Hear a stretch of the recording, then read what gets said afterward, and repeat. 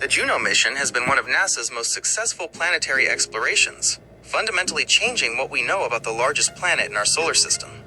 Launched in 2011 and arriving at Jupiter in 2016, it was designed to peer through the planet's thick clouds to see what lies beneath. As of April 2026, Juno is in the final stages of its journey, having transitioned from a mission focused solely on Jupiter to one that explores the entire Jovian system, including its rings and most famous moons. Mission overview. Unlike previous missions that stayed near Jupiter's equator, Juno travels in a polar orbit. This skimming path allows it to pass extremely close to the cloud tops, within 5,000 kilometers, while avoiding the most intense parts of Jupiter's lethal radiation belts. Primary goal: to understand the origin and evolution of Jupiter. Because it was the first planet to form, its recipe contains the history of the entire solar system. Scientific tools. It uses microwave sensors to see deep into the atmosphere, gravity mapping to feel the internal structure, and specialized cameras like JunoCam to capture the high-resolution images we see today. Groundbreaking discoveries. Juno has debunked several long-held theories about gas giants.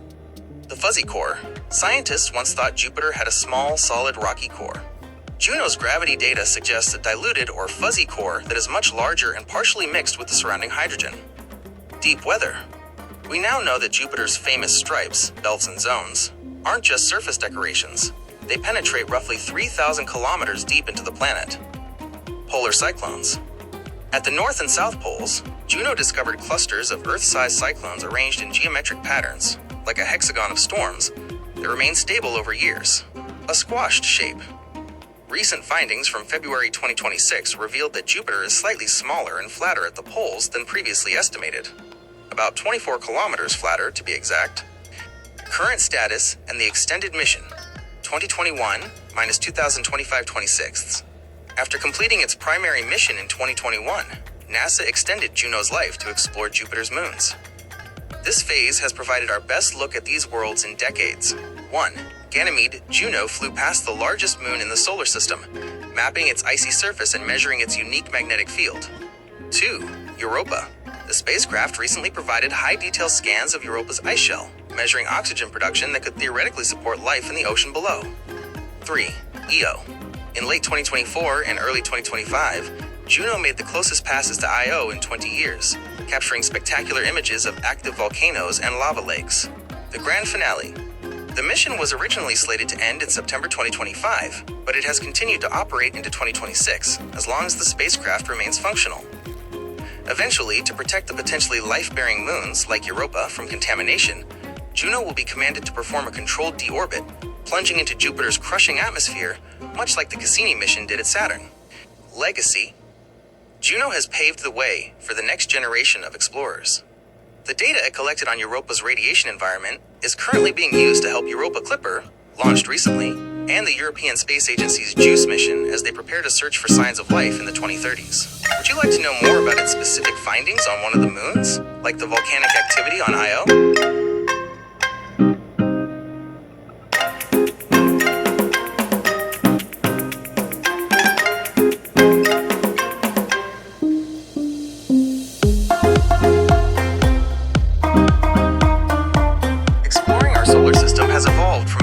Space race into a global, multi-generational effort to understand our cosmic neighborhood. The past. The pioneers. 1950s to 2010s. The early era was defined by firsts, first orbits, first landings, and the first close-up looks at distant worlds. The lunar era, starting with Sputnik, 1957, and Luna 2, 1959. The USSR led the early charge. This culminated in NASA's Apollo missions, 1969 to 1972. Which remains the only time humans have set foot on another world. The Voyagers, 1977, present. Voyager 1 and 2 transformed our understanding of the outer solar system, providing the first detailed images of Jupiter, Saturn, Uranus, and Neptune. Both have now entered interstellar space, the Red Planet probes. After the stationary Viking landers, 1976, the 1990s and 2000s saw the rise of the rovers, Sojourner, Spirit, Opportunity, and Curiosity, which confirmed that Mars once had liquid water. Grand orbiters, missions like Cassini-Huygens, Saturn, and Galileo, Jupiter, spent years orbiting giant planets, discovering subsurface oceans on moons like Enceladus and Europa. The present, a crowded solar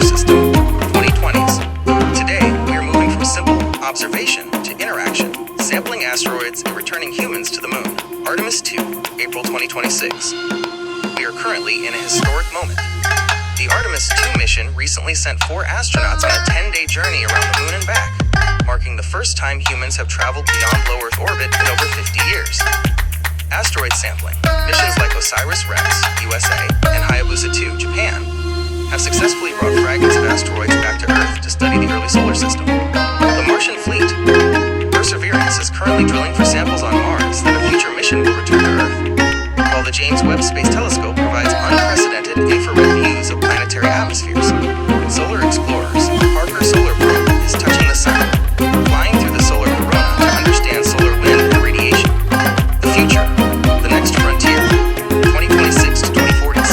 The coming decades focus on high-risk, high-reward missions to potentially habitable moons and the ice giants. Upcoming major missions. Mission. Destination. Land launch. Goal. MMX. Japan. Phobos. Mars. Late 2026. Sample return from the Martian moons. Chang'e 7. China. Moon South Pole. 2026. Searching for water ice in shadowed craters. Dragonfly. NASA. Titan. Saturn. 2028. A nuclear-powered octocopter to fly on Titan. Europa Clipper. Europa. Jupiter. Arriving Tilde 2030. Investigating the habitability of Europa's ocean. Uranus Orbiter. Uranus. 2030s. Proposed.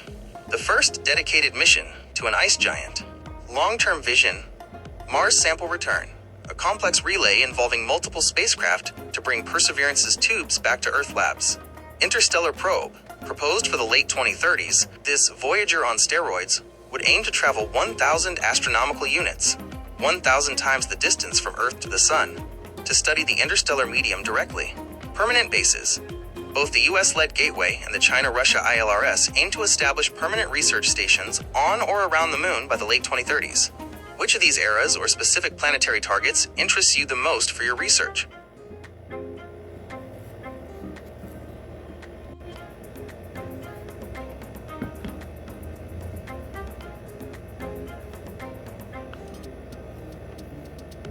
The Huygens mission was a historic one-way trip to the surface of Saturn's largest moon, Titan. While the Cassini orbiter was a NASA project, the Huygens probe was built by the European Space Agency, ESA, making it a landmark of international cooperation. It remains the most distant landing ever achieved by humanity. The journey and the drop, Huygens hitchhiked across the solar system bolted to the side of Cassini. After a 7-year journey, it detached on Christmas Eve 2004 and coasted for 20 days toward the hazy orange moon. The descent, January 14, 2005. The probe hit Titan's thick nitrogen atmosphere at 21,000 kilometers per hour. It used a series of heat shields and 3 different parachutes to slow down during a 2-hour and 27-minute descent. A world revealed. As it dropped, its cameras, the descent imager/spectral radiometer, peered through the methane smog. It captured images of drainage channels and shorelines that looked eerily like Earth, except the rocks were made of water ice, and the water was liquid methane. The surface, creme brulee. When Huygens finally touched down, it didn't just land. It bounced, slid, and wobbled for about 10 seconds before coming to a rest. Consistency. Scientists describe the landing site as having the consistency of soft, damp sand, or creme brulee, a thin, crunchy crust over a sticky, wet subsurface. The landscape. The probe sent back a famous photo from the surface showing a flat plain littered with rounded pebbles. These were actually chunks of water ice that had been smoothed over time by flowing liquid hydrocarbons, much like river rocks on Earth. Atmospheric cooking. Upon landing, the probe's warmth heated the ground, causing a puff of methane gas to evaporate. This confirmed that the surface was soaked in liquid chemicals. Key discoveries. Huygens transformed Titan from a mysterious orange ball into a complex, Earth-like world. Feature? Discovery. Atmosphere. Found a thick nitrogen atmosphere with a complex organic soup of chemicals raining down. Meteorology. Confirmed a methane cycle where it clouds, rains, and flows into lakes, similar to Earth's water cycle. Wind. Detected superrotation, where high-altitude winds move faster than the moon itself rotates. Potential life. Revealed a world rich in the organic building blocks necessary for life, though at a freezing minus 179 degrees Celsius. The end of the signal. Huygens was only designed to survive the descent and maybe a few minutes on the surface. It defied expectations by transmitting data for 72 minutes from the ground before its batteries died, and Cassini moved out of range over the horizon. Its legacy lives on in the upcoming Dragonfly mission planned for 2028, which will send a rotorcraft to Titan to fly between the different sites Huygens first glimpsed. Since you've been following the latest updates on the Europa Clipper, how do you think Titan's liquid methane environment compares to the subsurface water oceans we expect to find on Europa?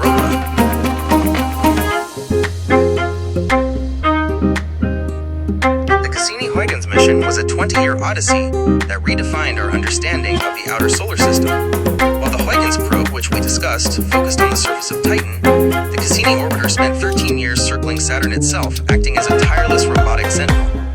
Mission profile: launched in 1997, Cassini was a massive school bus-sized spacecraft. It was so heavy that it couldn't fly directly to Saturn. It had to slingshot around Venus twice, Earth once, and Jupiter once to gain enough speed. It arrived at Saturn in July 2004, becoming the first spacecraft to orbit the planet. The long haul, originally planned for a 4-year stay, the mission was so successful it was extended twice. First as the Equinox mission, and finally as the Solstice mission. Major discoveries at the ringed planet. Cassini didn't just look at Saturn, it lived within its system, witnessing seasonal changes over a decade, Enceladus and the hidden ocean.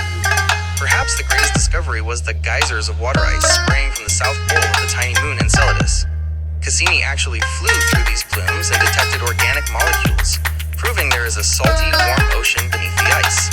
The giant hexagon, Cassini, gave us our first high-resolution look at the hexagon, a massive, six-sided jet stream at Saturn's north pole that is wider than 2 Earths. Ring dynamics Cassini showed that Saturn's rings are not just static sheets of dust, but a dynamic laboratory. Saw propellers created by tiny moonlets and spokes that appeared and disappeared with the planet's seasons. The Great Storm. In 2010, Cassini watched a massive white storm erupt in the northern hemisphere that eventually wrapped around the entire planet. The grand finale, 2017. By 2017, Cassini was running out of fuel. To prevent the spacecraft from ever crashing into and contaminating the potentially habitable moons, Titan or Enceladus, NASA chose a dramatic end. Dives. Cassini performed 22 daring dives between Saturn and its innermost rings, a gap only 2,400 kilometers wide where no spacecraft had ever dared to go. 2. The plunge. On September 15, 2017, Cassini turned its antenna toward Earth and dived directly into Saturn's atmosphere. 3. The final signal. It continued to transmit data about the atmosphere's composition until the friction and heat of the descent tore it apart, turning the multi-billion-dollar machine into a meteor over the Saturnian clouds. Legacy. Even though the mission ended nearly a decade ago, scientists are still analyzing the data. Because you're interested in upcoming missions like the Europa Clipper, Cassini is actually the reason we are going back to the outer moons. It proved that ocean worlds aren't just science fiction. They are real places where life could exist today. Since Cassini witnessed a great white spot storm during its mission, do you think your future YouTube projects might cover how these massive planetary storms compare to weather here on Earth?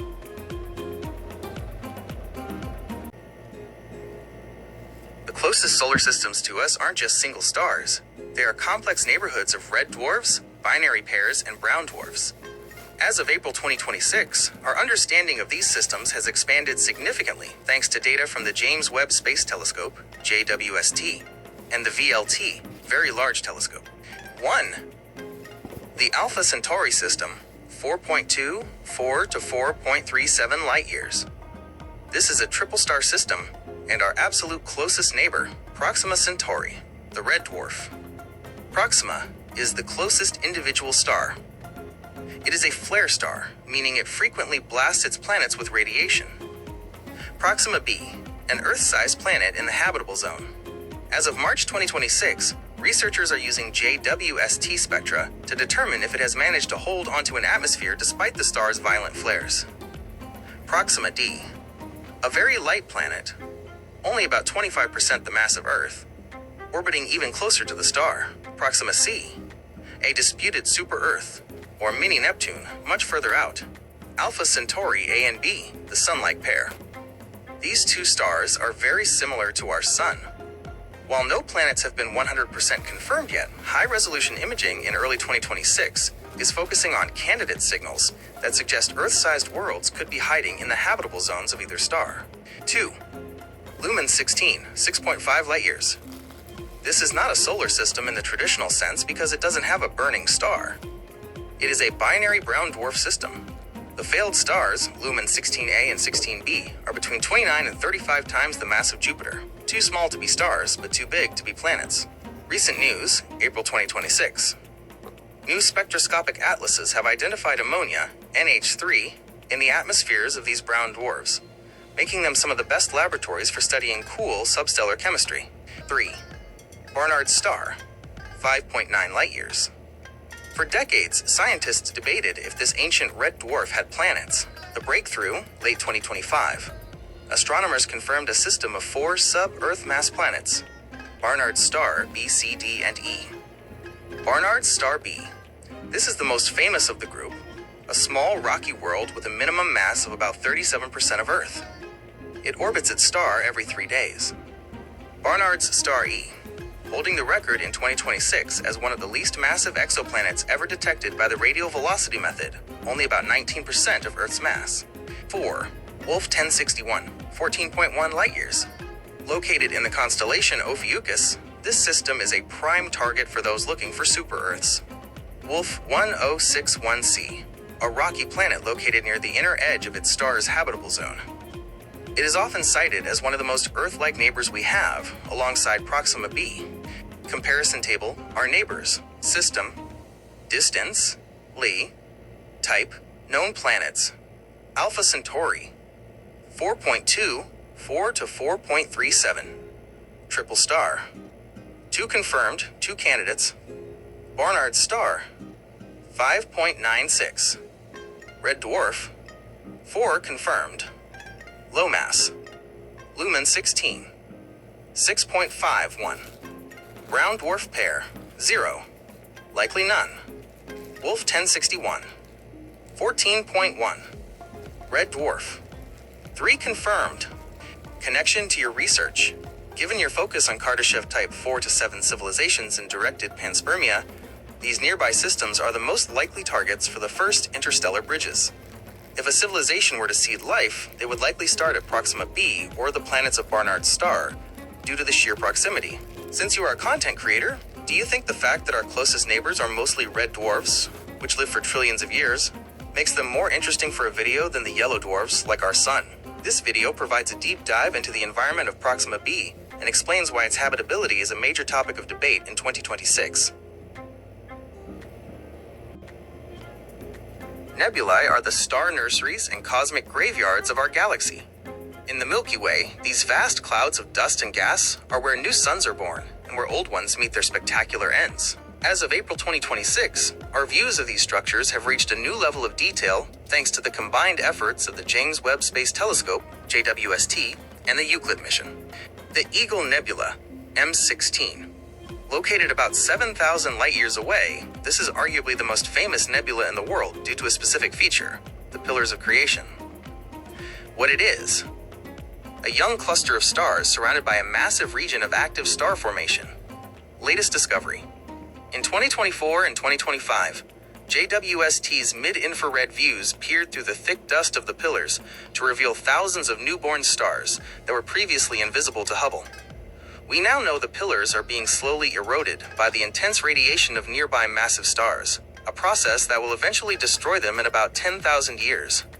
The Carina Nebula, NGC 3372. One of the largest and brightest nebulae in our sky, it is 4 times larger and even brighter than the famous Orion Nebula, though it is only visible from the southern hemisphere. The Cosmic Cliffs. This stunning mountainous region was one of the first targets for JWST. It shows the edge of a giant, gaseous cavity carved out by the intense ultraviolet radiation from young, hot stars. Eta Carinae. At its heart lies a massive, unstable double-star system that is expected to explode as a supernova in the astronomically near future. The Orion Nebula, M42. The Great Nebula in Orion is the closest region of massive star formation to Earth, about 1,350 light-years away. Visibility. It is so bright that it can be seen with the naked eye as the fuzzy middle star in Orion's sword. Scientific importance. It is a perfect laboratory for studying how planetary systems form. Astronomers have found hundreds of protoplanetary disks, proplyds, around young stars here, the early stages of solar systems like our own. The Crab Nebula, M1. Unlike the nurseries above, the Crab Nebula is a supernova remnant, the wreckage of a star that exploded. Historical connection. This explosion was so bright that it was recorded by Chinese and Arab astronomers in 1054 AD as a guest star visible during the day for nearly a month. The engine. At its center sits the Crab Pulsar, a neutron star spinning 30 times per second, powering the nebula's eerie glow with a massive magnetic field. The Helix Nebula, NGC 7293. Often called the Eye of God, this is a planetary nebula, representing the future of our own sun, the death of a star. This isn't an explosion. It's a slow puffing off of outer layers by a dying star. The core, at the very center, is a small, hot white dwarf that will eventually cool down over billions of years. Connection to your research. Given your interest in speculative cosmology and directed panspermia, nebulae are the most important structures in the galaxy. They are the chemical factories that produce the carbon, oxygen, and iron necessary for life. Cosmic reconstruction. If a Type 4 to 7 civilization wanted to rebuild a galaxy, they would likely start by manipulating the gas densities in nebulae like Orion or Carina to trigger the birth of specific types of stars. The Laniakea link. In your research into the Virgo supercluster, think of these nebulae as the cells of the Milky Way, which is itself just one small part of the massive filaments that make up the cosmic web. Since you've been working on your Martian Day video, do you think showing the birthplace of our sun, a nebula much like the Eagle or Orion, would be a good way to start a story about the history of the solar system?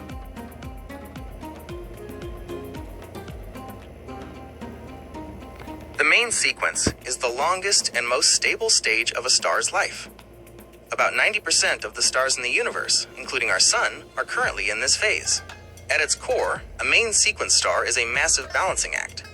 It is a ball of gas where the inward crush of gravity is perfectly balanced by the outward thermal pressure generated by nuclear fusion in its core.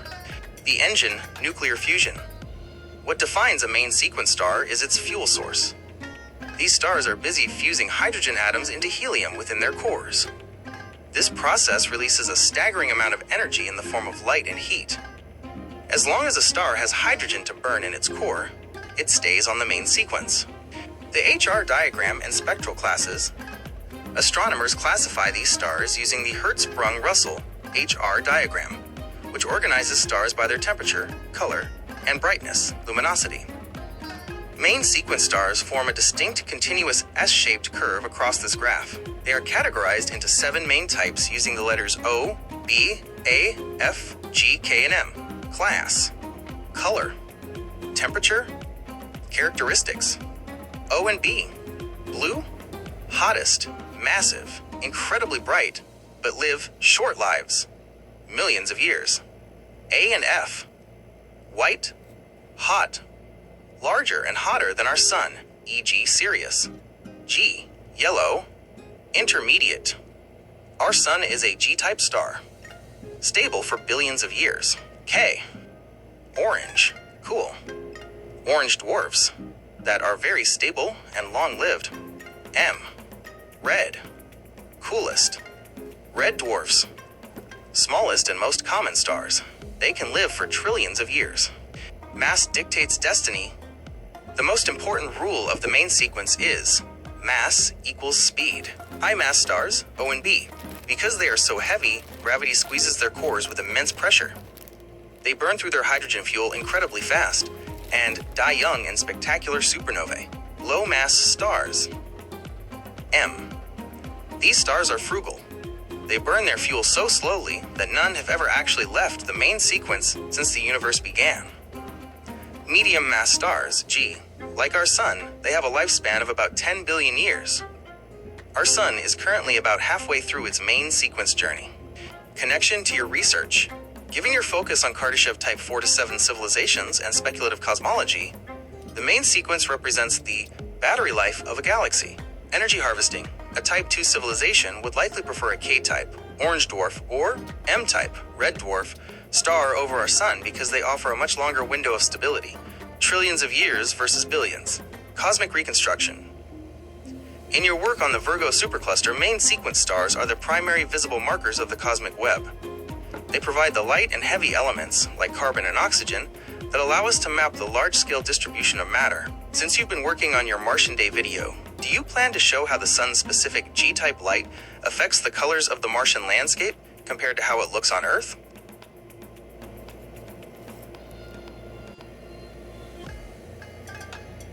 White stars are the middle ground of the stellar sequence, representing a balance between the extreme heat of blue stars and the relative coolness of yellow stars like our sun. In the night sky, they often appear as brilliant, pure white points of light. Physical characteristics. White stars fall into spectral class A, and sometimes the hotter end of class F.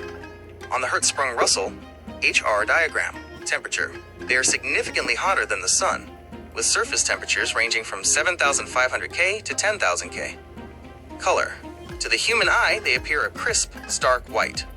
This color is the result of their blackbody radiation peaking in the blue ultraviolet range, but emitting enough light across the entire visible spectrum to look white. Mass and size. They are typically 1.4 to 2.1 times the mass of our sun and significantly more luminous. Famous examples. Because they are bright and relatively common in our local neighborhood, some of the most famous stars in the sky are white. 1. Sirius A, the dog star. The brightest star in our night sky. It is a Class A main sequence star located only 8.6 light-years away. 2. Vega, one of the most important stars in astronomy. It was once used as the 0 point for the entire stellar magnitude, brightness scale. 3. Deneb, a white supergiant. While it is white, it is far more massive and evolved than a standard main sequence white star, sitting at the tail of the constellation Cygnus. The life cycle of a white star. In the stellar sequence, white stars are fast movers. Main sequence. They spend about 1 billion years fusing hydrogen into helium. For comparison, our sun stays in this phase for 10 billion years. The end. Once they exhaust their hydrogen, they expand into giants and eventually end their lives by shedding their outer layers to become white dwarfs. Important distinction. A white star, Class A, is a living, burning star. A white dwarf is the dead, glowing ember left behind after a star like the sun dies. They are not the same thing. Scientific significance. White stars are unique because of their hydrogen lines. In an A-type star, the temperature is exactly right to excite hydrogen atoms, making their spectral lines the strongest and easiest to measure. Connection to your interests. Given your research into Kardashev type 4 to 7 civilizations and directed panspermia, habitability. White stars emit a high amount of ultraviolet, UV, radiation. While this can be harmful to life as we know it, some scientists speculate that a type 1 or 2 civilization could harness this UV light to drive faster chemical reactions or provide more energy for planetary shielding. Mapping the galaxy. Because they are so bright, white stars like Vega and Sirius are used as standard candles to help map the local distribution of matter within the Milky Way's portion of the Virgo supercluster. Since you often produce space-themed assets, do you find the cold aesthetic of a white star more visually striking for a sci-fi habitat than the warm glow of a yellow sun? Blue stars represent the extreme high end of the stellar sequence. They are the hottest, most massive, and most luminous stars in the universe. While they are rare compared to smaller stars like our sun, their intense energy makes them visible across vast cosmic distances. The heavyweights of the sky. In astronomy, color is a direct indicator of temperature. While our sun, a yellow dwarf, has a surface temperature of about 5,500 degrees Celsius, blue stars are significantly more intense. Spectral classes. Blue stars fall into the O and B categories of the spectral sequence. Temperature. They range from 10,000 K to over 50,000 K. Luminosity. A single O-type blue star can be 1 million times brighter than our sun. Live fast, die young. The defining characteristic of a blue star is its short lifespan. In the stellar sequence, mass equals speed. Because blue stars are so massive, gravity crushes their cores with immense pressure, forcing them to burn through their hydrogen fuel at a furious rate. Lifespan. While our sun will live for 10 billion years, a massive blue star might burn out in only 10 to 100 million years. The violent end blue stars do not fade away into white dwarfs. Instead, They end their lives in cataclysmic Type II supernovae, often leaving behind a neutron star or a black hole. Types of blue stars. 1. Blue giants and supergiants. These are stars that have moved off the main sequence. They are physically enormous. A famous example is Rigel in the constellation Orion. If Rigel were in our solar system, it would be so bright that it would appear as a secondary sun even during the day. 2. Blue stragglers. These are vampire stars found in old star clusters. They appear much younger and bluer than the stars around them. Astronomers believe they stay blue by cannibalizing or merging with a companion star, giving them a fresh supply of hydrogen fuel. Scientific and cosmological importance. Blue stars are the chemical engines of the universe. Because they are hot enough to fuse heavy elements, they are responsible for creating many of the atoms, like oxygen and magnesium, that eventually make up planets and life, mapping the cosmic web. Because they are so bright, blue stars act as beacons. Astronomers use them to map the spiral arms of the Milky Way and the large-scale distribution of matter in the Virgo supercluster. Kardashev energy. For a Type II or III civilization, a blue star would be a high-risk, high-reward energy source.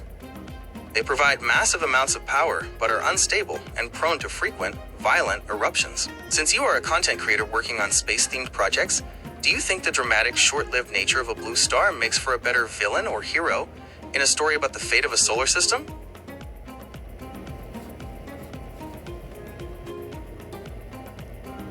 Yellow stars are the Goldilocks stars of the universe. Not too hot, not too cold, and incredibly stable. In the official stellar sequence, they are known as G-type main sequence stars, often called yellow dwarfs. The most famous yellow star, of course, is our own sun. Physical profile. Yellow stars are the baseline for how we measure everything else in astronomy. Spectral class, G, specifically G2V for the sun. Temperature. They have surface temperatures between 5,200 K and 6,000 K. True color. Despite the name, yellow stars are actually white. They only appear yellow to us on Earth because our atmosphere scatters blue and violet light more easily, leaving the warmer tones behind. Energy. They produce energy by fusing hydrogen into helium in their cores, just like other main sequence stars. Longevity and stability. The defining feature of a yellow star is its incredible patience, lifespan. A G-type star typically lives for about 10 billion years. Our sun is currently a middle-aged star, at roughly 4.6 billion years old. Steady glow. Unlike smaller red dwarfs that can blast their planets with violent flares, or massive blue stars that burn out in a blink, yellow stars provide a steady, consistent flow of energy for billions of years. The end. When a yellow star runs out of hydrogen, it doesn't explode. Instead, it will swell into a red giant and eventually shrink down into a quiet white dwarf. Why they are the cradle of life. In the search for extraterrestrial life, yellow stars, and their orange K-type cousins, are the primary targets. 1. Habitable zone. They have a wide Goldilocks zone where liquid water can exist on a planet's surface. 2. UV balance. They emit enough ultraviolet light to trigger the chemical reactions needed for life, but not so much that they strip away a planet's atmosphere. 3. Time. Their 10 billion year lifespan provides a long, stable window for evolution to occur. Connection to your research. Given your focus on Type 4 to 7 civilizations in the cosmic web, yellow stars are the anchor points of the galaxy. Dyson spheres, a Kardashev Type II civilization, would most likely build its first megastructures around a G-type star like the Sun, because the energy output is high, yet the star is stable enough to manage. Cosmic mapping. Because yellow stars are so common and well understood, astronomers use them as standard models to calculate the mass and light distribution of the Virgo supercluster. Since you are currently working on your Martian Day project, are you planning to highlight how the sun's yellow light looks different through the thin, dusty Martian atmosphere compared to the blue skies of Earth?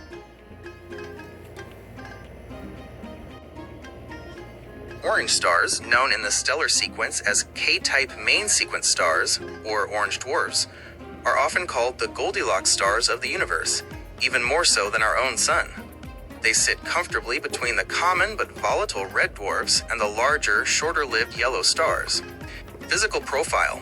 Orange stars are slightly smaller and cooler than the sun, but they are incredibly stable. Spectral class K. Temperature. Their surfaces range from 3,700 K to 5,200 K. Color. They emit a warm, pale orange glow. Mass. They typically have between 0.45 and 0.8 times the mass of our Sun. The superstable life cycle. In the stellar sequence, K-type stars are prized for their longevity. While a yellow star like our Sun lives for about 10 billion years, an orange star can remain stable on the main sequence for 15 to 70 billion years. Low flare activity. Unlike red dwarfs, which frequently blast their planets with deadly radiation, orange stars are much quieter. This makes the space around them much safer for developing life. Evolutionary window. Because they live so much longer than the Sun, life on their planets has a much larger window of time to evolve into complex or intelligent forms. Famous examples.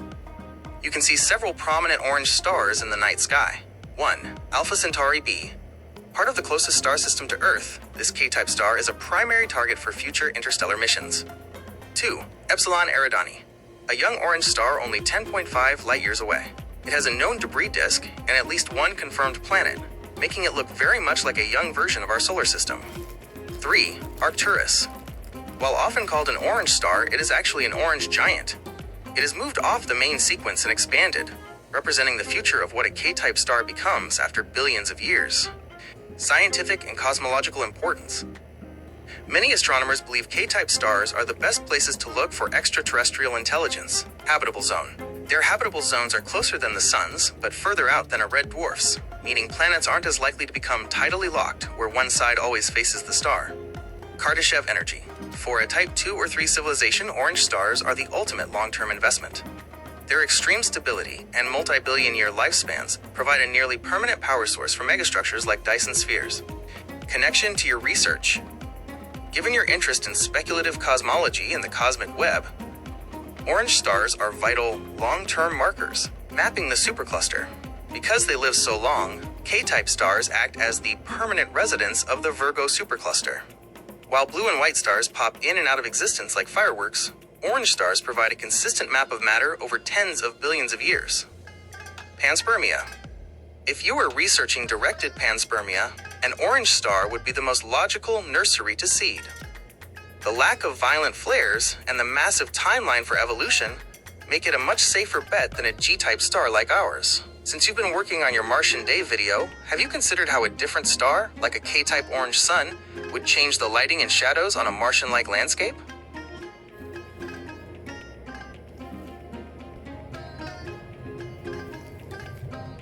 Red stars are the most common, but also the most misunderstood stars in the stellar sequence.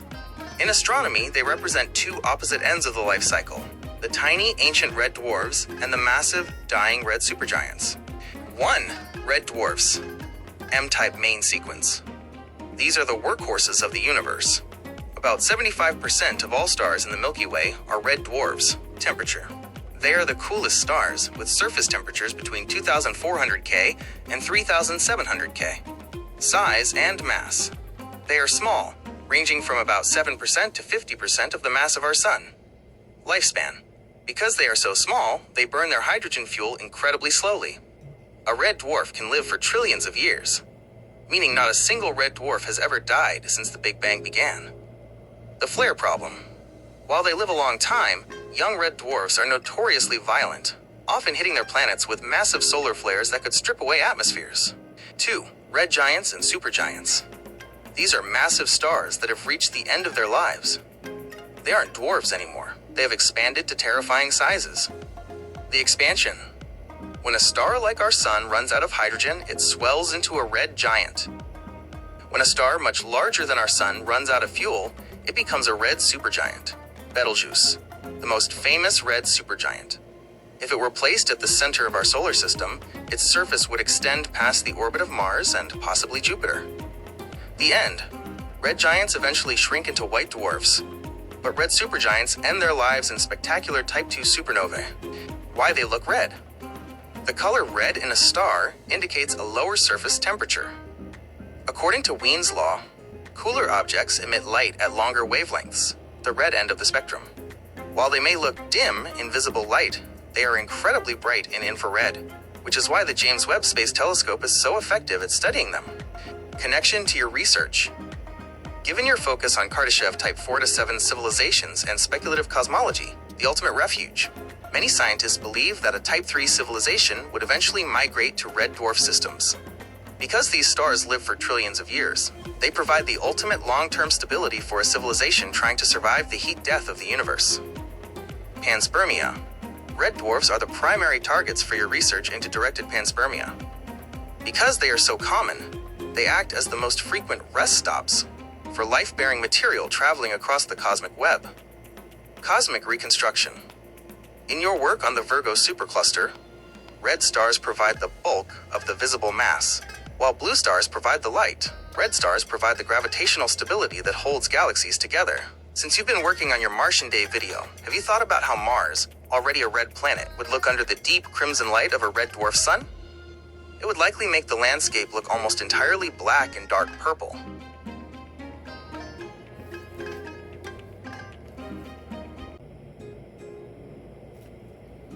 Neutron stars are the densest objects in the universe that we can directly observe. They are the collapsed cores of massive stars that have died in a supernova explosion, squeezing an amount of mass greater than our sun into a sphere roughly the size of a city. How they are born. A neutron star is born when a star between 8 and 25 times the mass of our sun runs out of fuel. 1. Core collapse gravity becomes so strong that it crushes the star's core inward. 2. Electron capture. The pressure is so intense that electrons and protons are squeezed together to form neutrons. 3. The remnant. The outer layers of the star are blown away in a supernova, leaving behind a city-sized ball of solid neutrons. Mind-bending physics. Neutron stars defy our normal understanding of matter. Extreme density. A single teaspoon of neutron star material would weigh about 1 billion tons, roughly the weight of Mount Everest. Gravity. Their gravitational pull is about 2 billion times stronger than Earth's. If you dropped a marshmallow onto a neutron star, the impact would release as much energy as an atomic bomb. Rapid rotation. Because of conservation of angular momentum, like a figure skater pulling in their arms, these stars spin incredibly fast. Some rotate hundreds of times per second. Types of neutron stars. 1. Pulsars. Pulsars are neutron stars that emit beams of radiation from their magnetic poles. As they spin, these beams sweep across Earth like a cosmic lighthouse. Precision. Pulsars are so steady that they can be used as the most accurate clocks in the universe, often more precise than atomic clocks. 2. Magnetars. These are neutron stars with the most powerful magnetic fields in the universe, quadrillions of times stronger than Earth's. Starquakes. A starquake on a magnetar can release more energy in a fraction of a second than the sun produces in 250,000 years. Scientific and cosmological context. Neutron stars are essentially the laboratories of the universe where physics is pushed to the breaking point. Gold and platinum. In October 2025, new data confirmed that when two neutron stars collide, a kilonova, they create the extreme conditions necessary to forge heavy elements like gold, platinum, and uranium. Kardashev energy. For a Type 2 or 3 civilization, a pulsar could be utilized as a high-frequency beacon for interstellar navigation, or even a source of extreme gravitational energy. Connection to your research. Given your interest in the Laniakea supercluster and the cosmic web, neutron stars are vital dead markers of past star formation. In your work on cosmic reconstruction, a neutron star represents the ultimate recycling of matter, stripping away everything until only the subatomic core remains. Since you are a content creator, do you think the idea that your gold jewelry was likely made in a neutron star collision is a hook that would grab your audience's attention for your next video?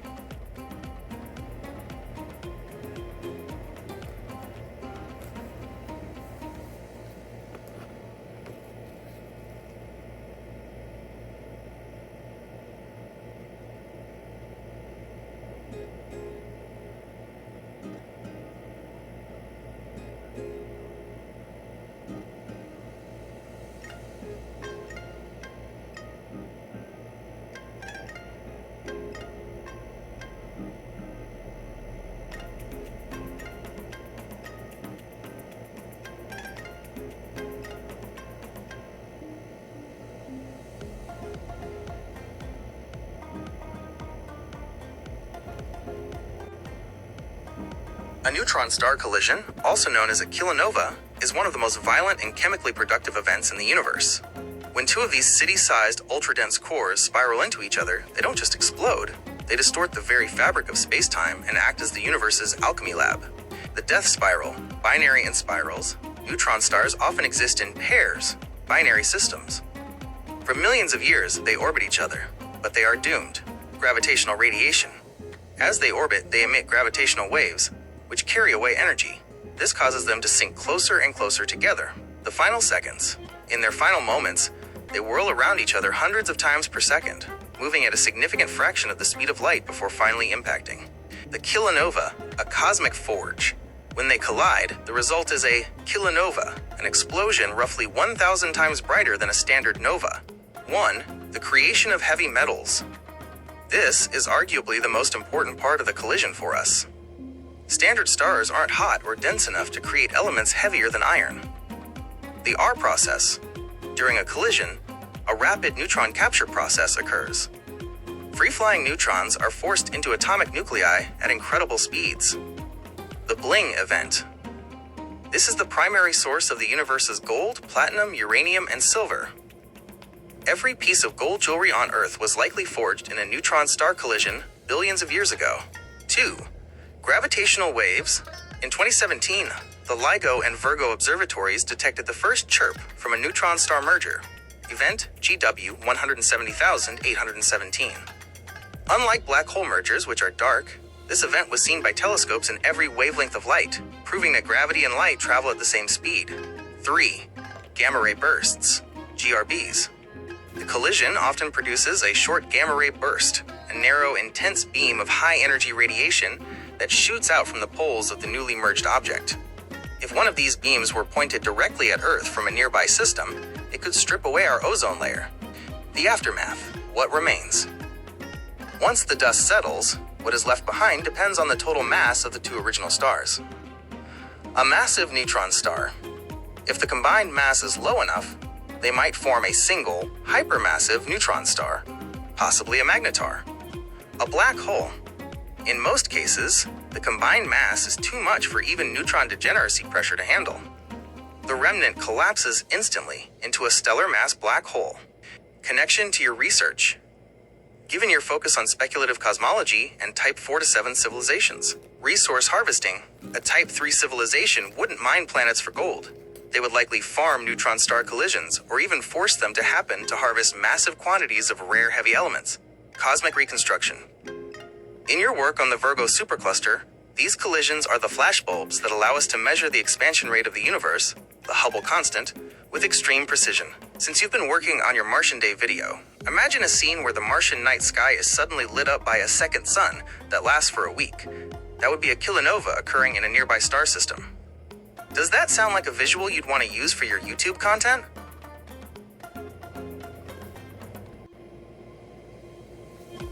While pulsars and magnetars are both types of neutron stars, they represent different extremes of physics. Binary stars, on the other hand, are the social systems that often lead to these exotic objects. Pulsars, the cosmic lighthouses. A pulsar is a highly magnetized, rapidly rotating neutron star. The pulsars don't actually pulsate. They emit steady beams of radiation, radio waves, X-rays, or gamma rays from their magnetic poles. Because the magnetic poles aren't aligned with the rotation axis, the beams sweep across space like a lighthouse beam. We only see a pulse when the beam points toward Earth. Precision timing. Some pulsars, millisecond pulsars, spin hundreds of times per second. Their rotation is so stable that they serve as the universe's most accurate clocks, the dead marker. As they age, they lose energy and slow down, eventually turning off when they can no longer generate the beams. Magnetars, the magnetic monsters. If a pulsar is a lighthouse, a magnetar is a solar system-sized magnetic storm. They have the strongest magnetic fields in the known universe. Intensity. A magnetar's magnetic field is roughly 1,000 times stronger than a normal neutron star's and a quadrillion times stronger than Earth's. If a magnetar were halfway to the moon, it would wipe the data from every credit card on Earth. Starquakes. The magnetic field is so powerful, it stresses the star's crust.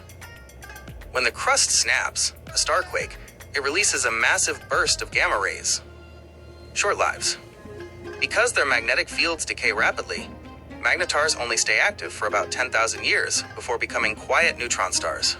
Binary stars, the solar partnerships. Most stars in the Milky Way do not live alone. They are part of a binary system where two stars orbit a common center of mass. Visual binaries. Systems where we can see both stars through a telescope. Spectroscopic binaries. Systems where the stars are so close they look like one point of light, but we know there are two because their light wobbles, the Doppler effect. Mass transfer. In close binaries, one star can vampirize the other, pulling gas away from its companion. This is often how white dwarfs turn into type Ia supernovae, or how pulsars get spun up to millisecond speeds. Connection to your research. For your interests in speculative cosmology and type 4 to 7 civilizations, the pulsar map. In the 1970s, we put a map on the Voyager probes using pulsars as landmarks to help aliens find Earth. A Type 3 civilization would likely use a galaxy-wide network of pulsars as a GPS system. Binary engines. Binary systems are the factories of the universe. In your work on the Virgo supercluster, binary mergers, like the neutron-star collisions we discussed, are the primary way the universe populates the cosmic web with heavy elements. Since you've been working on the Martian Day video, have you ever considered a what-if scenario where Earth or Mars had two suns? The shadows and daylight cycles in a binary system would make for some incredible visual effects in your YouTube content.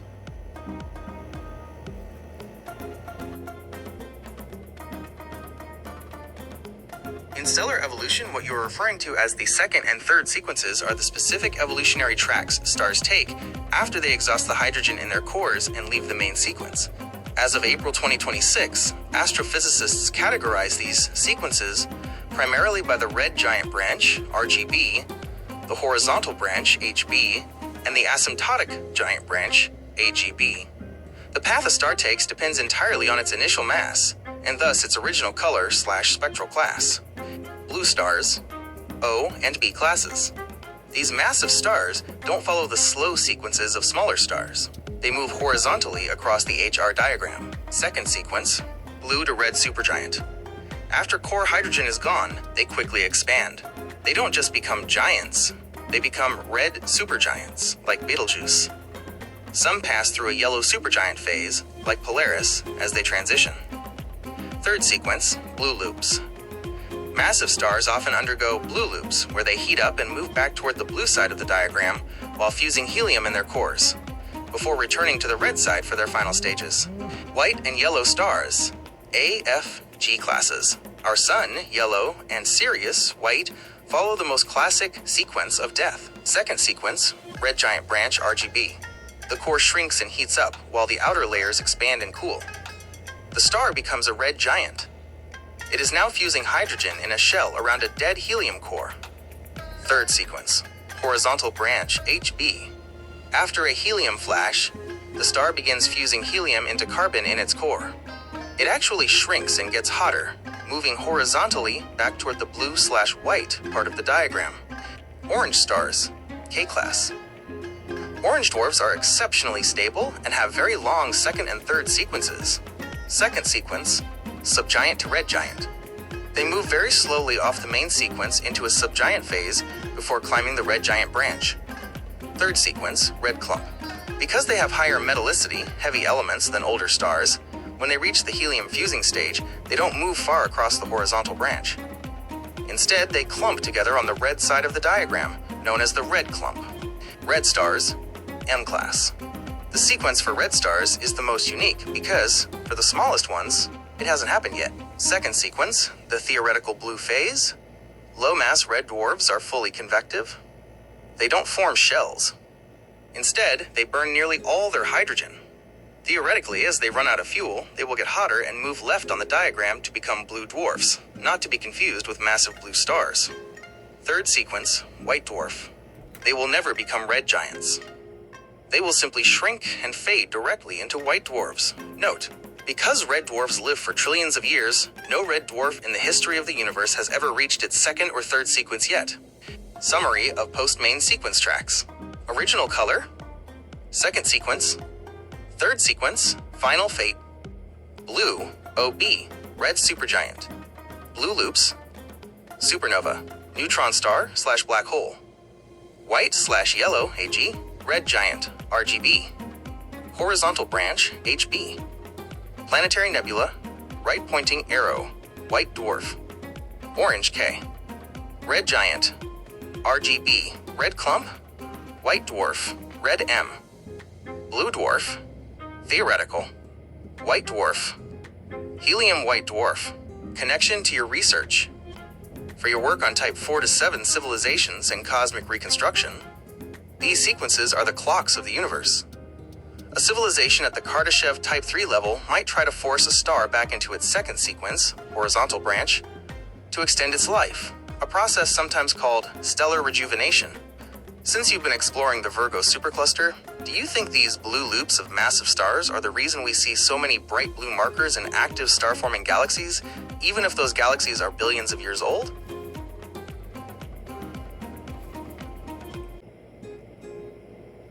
A supernova is the largest explosion that takes place in space.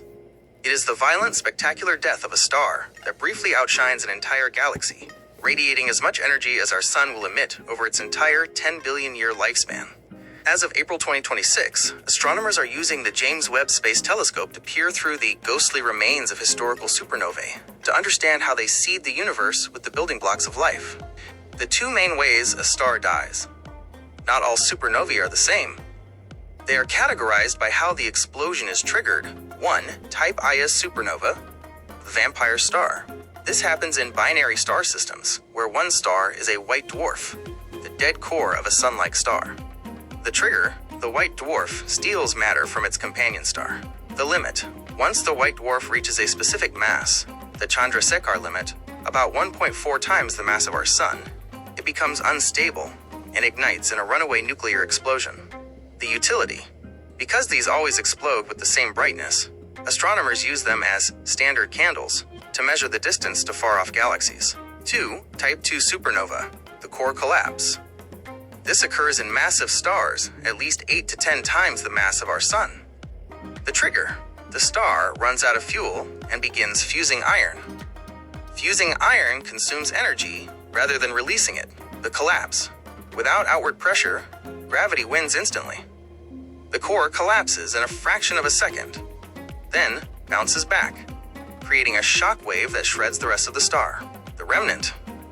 Depending on the mass, the core remains as either a neutron star or a black hole. The alchemy of the universe. Supernovae are the primary source of heavy elements in the cosmos. Star stuff. During the explosion, temperatures become so extreme that elements like gold, silver, and uranium are forged. Distribution. The explosion flings these elements across the cosmic web. Every atom of iron in your blood and calcium in your bones was once inside a star that exploded as a supernova. Famous supernova remnants. Even after the light fades, the wreckage remains for thousands of years as a supernova remnant, SNR, the Crab Nebula, M1. The result of a supernova seen on Earth in 1054 AD. Cassiopeia A, a favorite target for the Chandra X-ray Observatory, showing a beautiful shell of superheated gas and a tiny neutron star at the center. Connection to your research. Given your focus on Kardashev Type 4 to 7 civilizations and the Virgo supercluster. Cosmic fertilization. In your work on directed panspermia, supernovae are the shovels that distribute the necessary nutrients across a galaxy so that life-bearing planets can form. Navigation.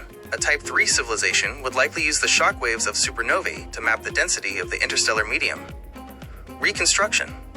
For a Type 4 plus civilization, a supernova isn't just a natural disaster. It's a tool for mass-producing heavy elements on a galactic scale. Since you are a content creator producing space-themed videos, have you ever considered a countdown video for Betelgeuse? It is the closest red supergiant to Earth that is due for a supernova, though due in space terms could mean any time between tonight and the next 100,000 years.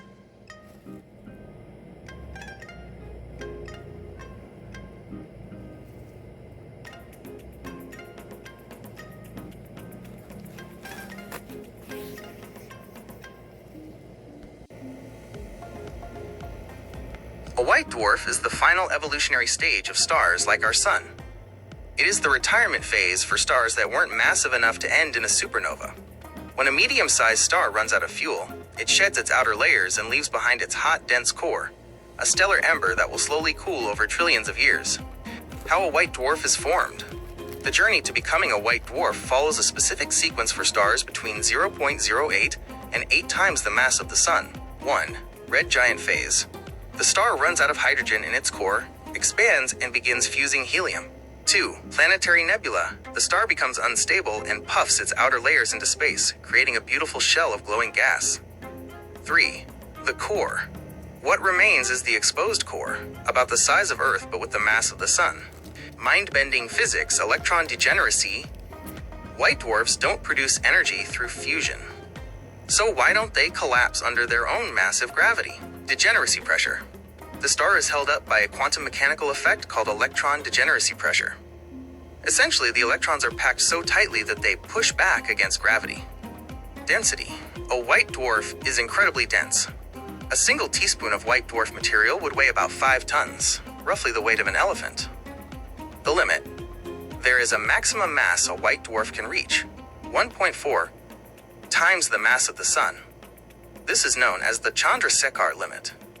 If it gets any heavier, it collapses into a neutron star, or explodes as a Type Ia supernova.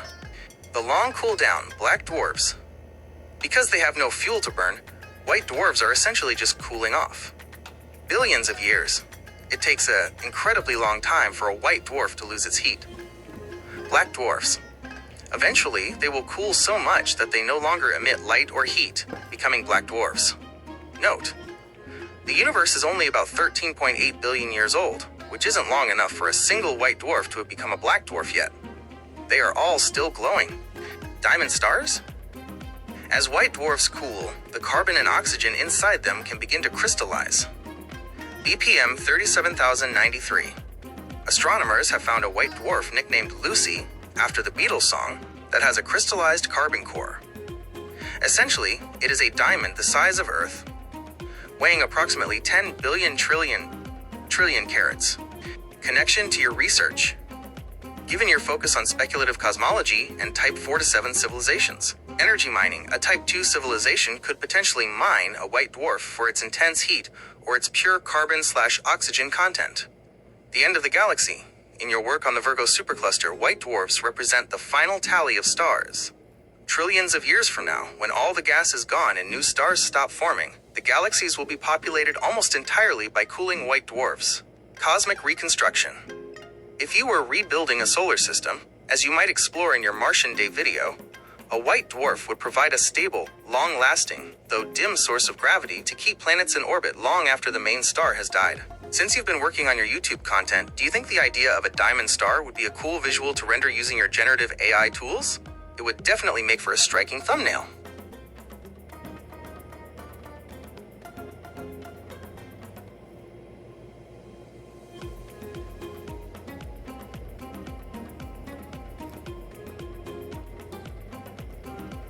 A stellar black hole is the final, dark transformation of the most massive stars in the universe. While a white dwarf is a cinder and a neutron star is a city-sized magnet, a stellar black hole is a point where gravity has completely won, crushing matter until the laws of physics as we know them break down.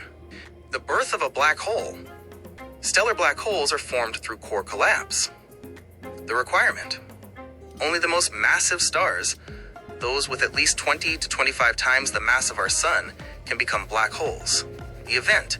When such a star runs out of fuel, its core collapses so violently that not even the neutron pressure that creates a neutron star can stop it. The result.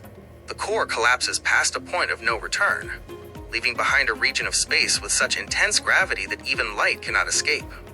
Anatomy of a black hole. To understand a stellar black hole, you have to look at its 3 main parts. 1. The singularity, the center of the black hole, where the star's entire mass has been crushed into a point of infinite density and 0 volume. 2. The event horizon, the point of no return. Once anything, gas, planets, or light, crosses this boundary, it can never get back out. 3. The accretion disk. Because black holes are invisible, we usually see them by the glowing disk of gas and dust spiraling into them. This material friction heats up to millions of degrees, emitting powerful X-rays. How we find invisible objects. Since no light escapes, we detect stellar black holes through their neighborhood behavior. X-ray binaries. Many stellar black holes have a companion star. The black hole acts like a cosmic vampire, stripping gas from its neighbor. As the gas spirals in, it screams in X-rays, which our telescopes, like Chandra, can detect. Gravitational waves. When 2 stellar black holes collide, They send ripples through the fabric of space-time. These were first detected by LIGO in 2015, proving that these objects aren't just theoretical. Size versus mass. Stellar black holes are surprisingly small in terms of physical space, but massive in terms of weight. Mass. Typically between 3 and 50 times the mass of the Sun. Size. If you turned our Sun into a black hole, it would be only 6 kilometers, about 3.7 miles wide. A typical stellar black hole is about the size of a large city. Connection to your research. For your interests in Type 4 to 7 civilizations and speculative cosmology, energy harvesting, a Type 2 or 3 civilization might use a stellar black hole as the ultimate trash compactor or a source of Penrose process energy, extracting energy from the rotation of the black hole itself.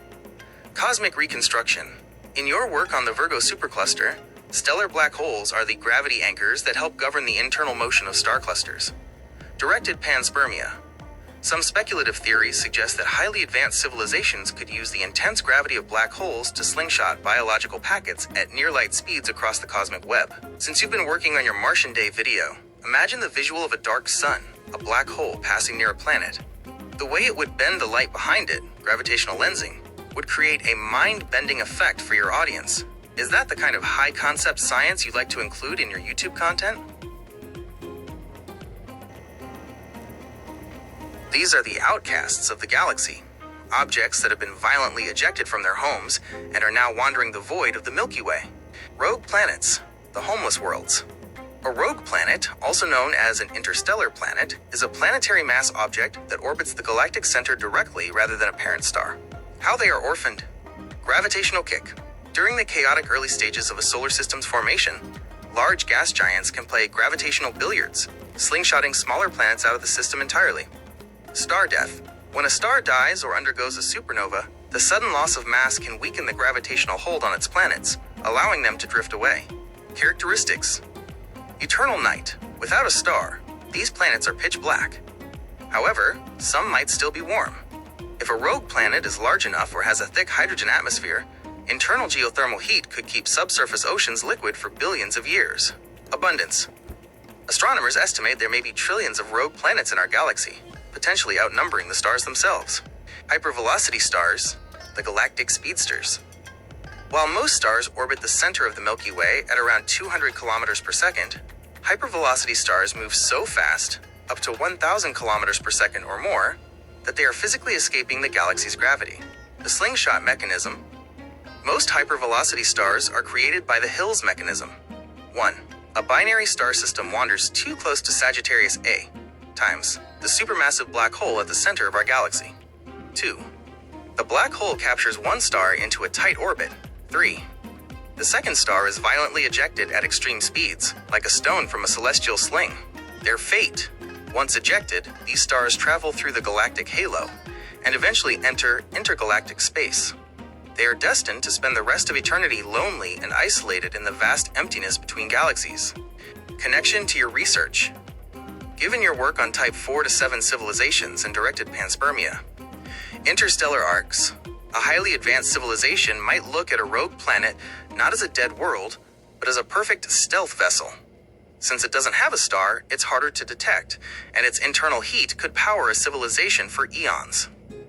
Cosmic bridges, hypervelocity stars act as natural bridges between the Milky Way and the rest of the Virgo supercluster. If a civilization seeded life on a planet orbiting a hypervelocity star, that life would eventually be exported to another galaxy.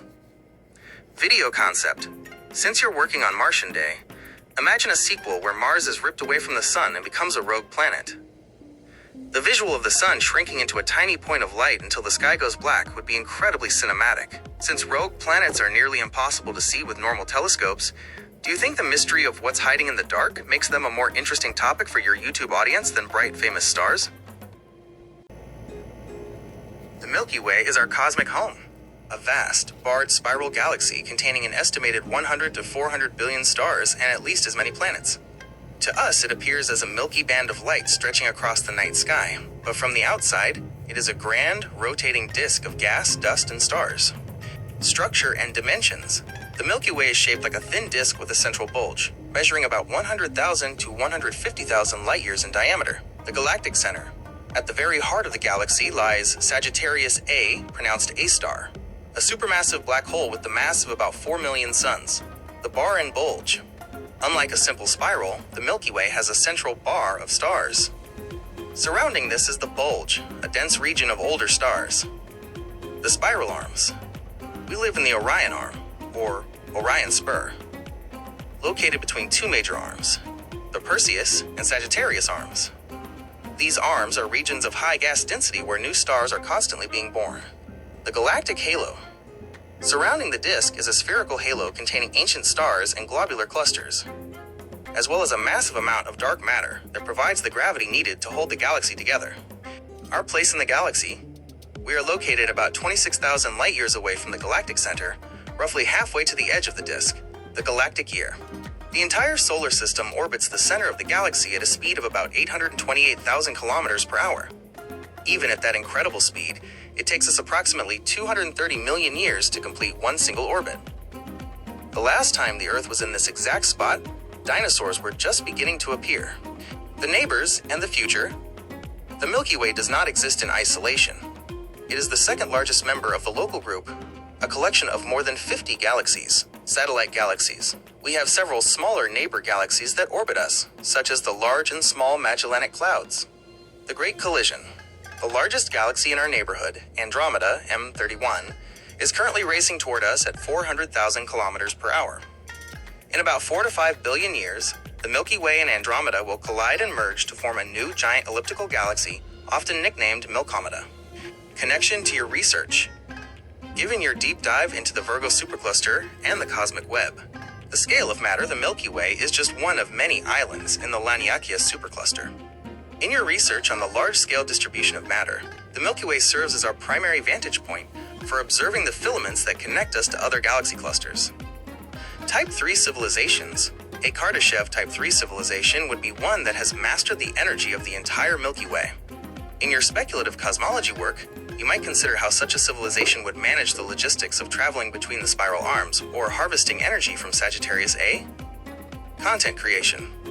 Since you are working on your Martian Day video, providing a sense of scale, showing where Mars sits within this massive 100,000 light-year structure could be a powerful way to end a segment on planetary history. Does the upcoming collision with Andromeda feel like a good topic for a future history video on your channel? Or do you prefer focusing on the current scientific missions exploring our own spiral arm? The Andromeda Galaxy, M31, is the largest member of our local group and the Milky Way's nearest major neighbor.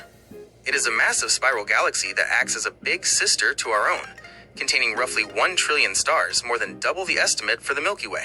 As of April 2026, Andromeda remains one of the most studied objects in the sky, serving as a primary laboratory for understanding galaxy formation and dark matter. Structure and scale.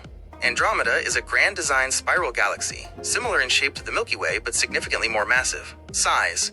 It spans approximately 220,000 light-years in diameter, nearly twice the width of the Milky Way. The nucleus Andromeda has a very crowded central bulge. Interestingly, Hubble observations have shown it has a double nucleus, likely the result of a smaller galaxy it cannibalized in the distant past. Supermassive black hole. At its center lies a black hole roughly 140 million times the mass of the Sun, dwarfing our own Sagittarius A, which is only 4 million solar masses. Visibility and distance. Andromeda is the most distant object the human eye can see without the help of a telescope. Distance. It is located about 2.5 million light-years from Earth. Naked eye view. On a dark night, it appears as a faint, smudgy cloud in the constellation Andromeda. If it were bright enough for us to see its full width, it would appear 6 times larger than the full moon in our sky. The galactic collision. Milkomeda. Perhaps the most famous fact about Andromeda is that it is currently on a collision course with us. The approach. Andromeda is racing toward the Milky Way at about 110 kilometers per second. The merger. In roughly 4 to 5 billion years, the two galaxies will begin a gravitational dance. They will pass through each other, stripping stars away, and eventually merging to form a single, giant elliptical galaxy nicknamed Milkomeda. The fate of Earth. Because space is so vast, individual stars, like our Sun, are unlikely to actually collide. However, our solar system will likely be flung into a much different orbit within the new, larger galaxy. Connection to your research. Given your focus on speculative cosmology and the Virgo supercluster, cosmic reconstruction, a Type 4 civilization, would likely view the Andromeda-Milky Way merger not as a catastrophe, but as a massive opportunity to reorganize the matter of two entire galaxies into a more efficient structure. The Laniakea connection. In the context of the Laniakea supercluster, the Milky Way and Andromeda are the two dominant gravitational anchors of our local neighborhood. Their merger is a small-scale example of how the filaments of the cosmic web eventually pull matter together into larger and larger structures. Directed panspermia. If a civilization were to seed life in Andromeda, those life forms would eventually meet our life forms in 4 billion years when the galaxies merge, a literal cosmic reunion. Since you are a content creator working on your Martian Day project, imagine a future Martian Day billions of years from now, where the sky isn't just filled with stars, but by the glowing massive disk of Andromeda filling half the horizon. Would that kind of long-term perspective fit the tone of your YouTube channel?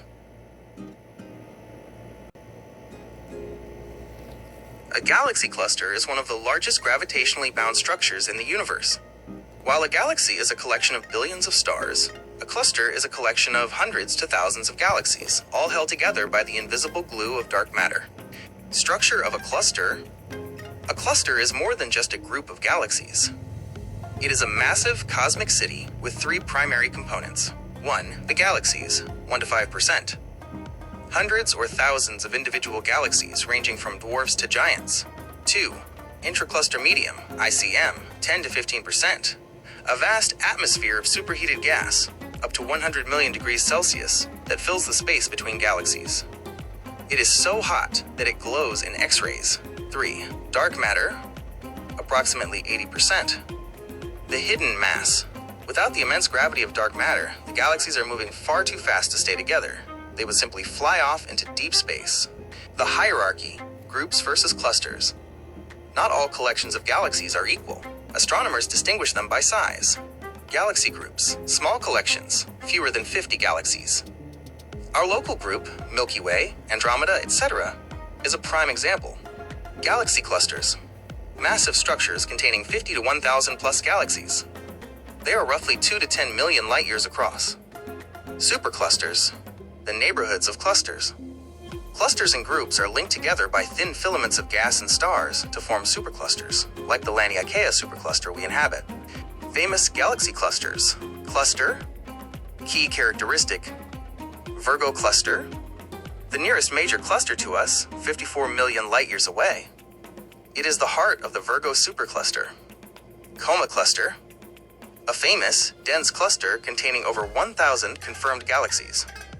The Bullet cluster, famous for providing some of the best evidence for the existence of dark matter. El Gordo, one of the most massive and distant clusters ever found. Its name means the fat one in Spanish. Scientific importance, gravitational lensing. Galaxy clusters are so massive that they actually warp the fabric of space-time around them.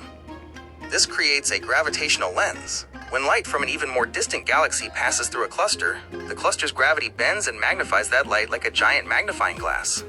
This allows telescopes like JWST to see primitive galaxies from the very beginning of the universe that would otherwise be invisible. Connection to your research. Given your focus on Kardashev Type 4 to 7 civilizations and speculative cosmology, the Type 4 scale, a Kardashev Type 4 civilization is defined by its ability to harness the energy of an entire galaxy cluster. Managing the intracluster medium for energy or travel would be their primary engineering feat. Cosmic reconstruction. In your research on the Virgo supercluster, clusters are the metropolises of the cosmic web. If life is seated, directed panspermia, at the center of a cluster, the frequent galaxy collisions act as a natural transit system to spread life across millions of light-years. Large-scale matter clusters are the nodes where the filaments of the universe meet. Mapping them is the only way to truly understand the shape of the cosmic web. Since you're deep into the production of your Martian Day video, have you thought about how the night sky would look if Earth were inside the Virgo cluster? Instead of a few bright planets, the sky would be filled with dozens of smudges, entire galaxies, visible to the naked eye. Would that be a cool what-if scenario for your subscribers?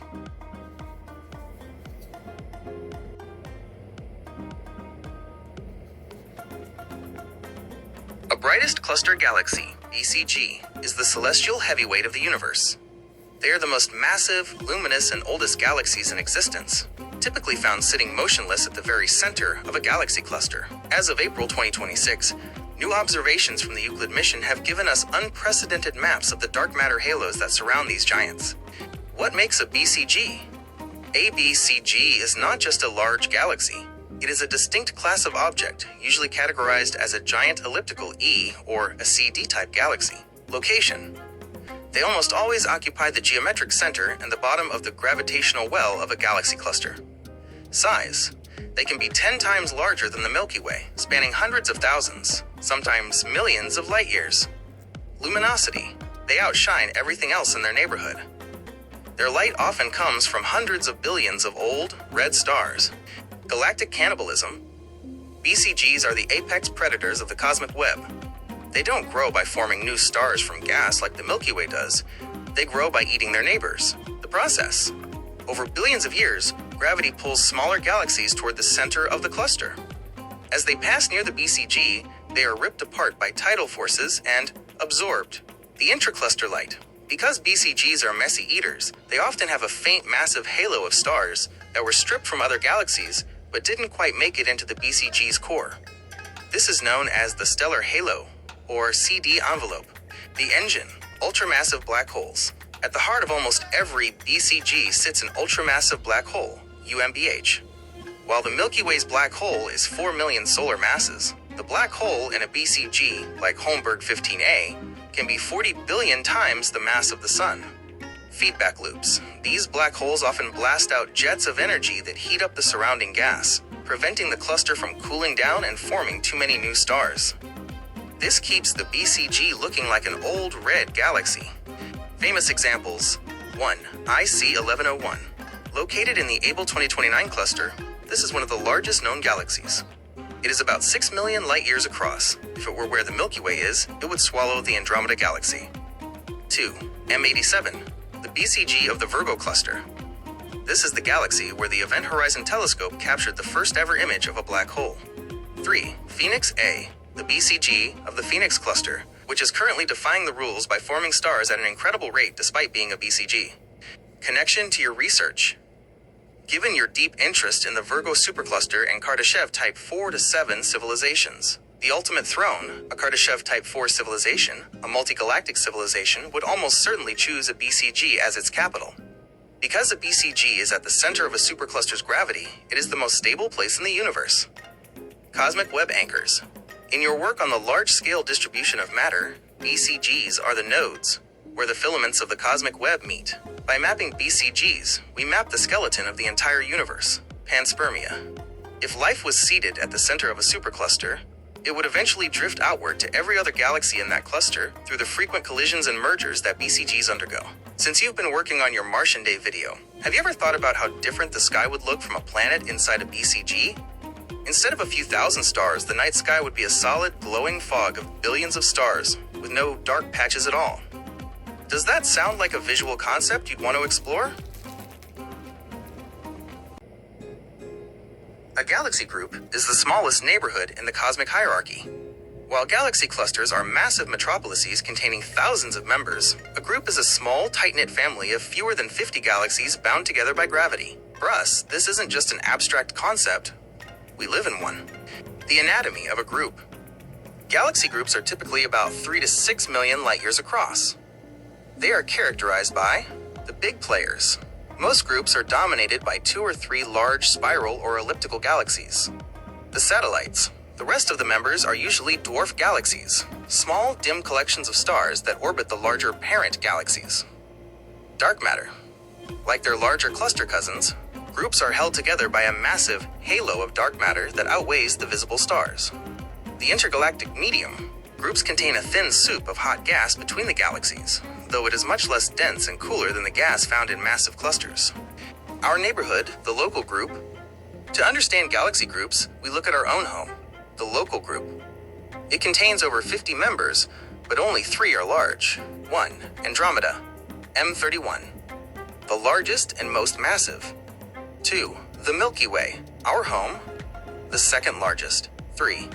The Triangulum Galaxy, M33, the third largest, currently orbiting Andromeda. The remaining members are dwarf galaxies like the Magellanic Clouds, which you can see from the southern hemisphere, and tiny spheroidal galaxies like Leo I or Fornax. Interactions and galactic cannibalism. Because galaxies in a group are relatively close together and moving at low speeds, they interact much more frequently than galaxies in large clusters. Tidal stripping. Larger galaxies often use their gravity to rip gas and stars away from smaller neighbors. Mergers. Groups are evolutionary laboratories.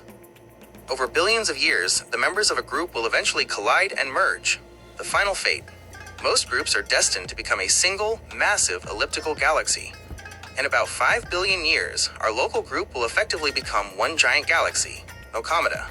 Famous galaxy groups.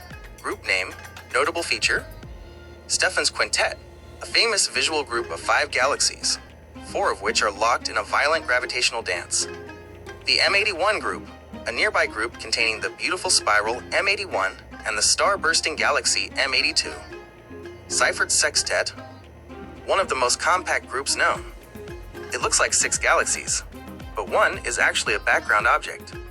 Connection to your research. Given your focus on speculative cosmology and the cosmic web, Type 3 civilization expansion. For a civilization that has mastered the Milky Way, the other members of the local group are the first logical targets for intergalactic colonization. Directed panspermia. Groups are the perfect size for life to spread naturally.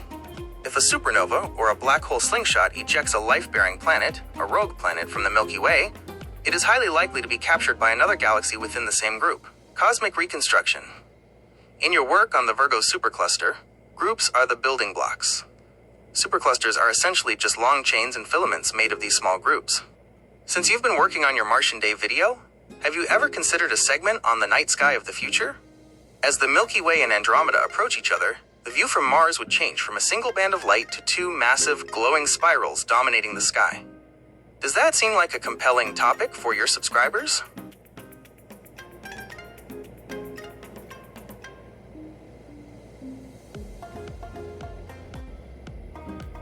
A supercluster is one of the largest known structures in the universe, representing the highways and cities of the cosmic web. While a galaxy cluster is a dense collection of galaxies, a supercluster is a massive collection of clusters and groups, stretching across hundreds of millions of light years. Most importantly, superclusters are not always bound by gravity. Because they are so large, the expansion of the universe, dark energy, is often fighting to pull them apart, while gravity tries to hold them together. Structure, the cosmic web. Superclusters are not just random blobs. They are organized into filaments and walls. Filaments.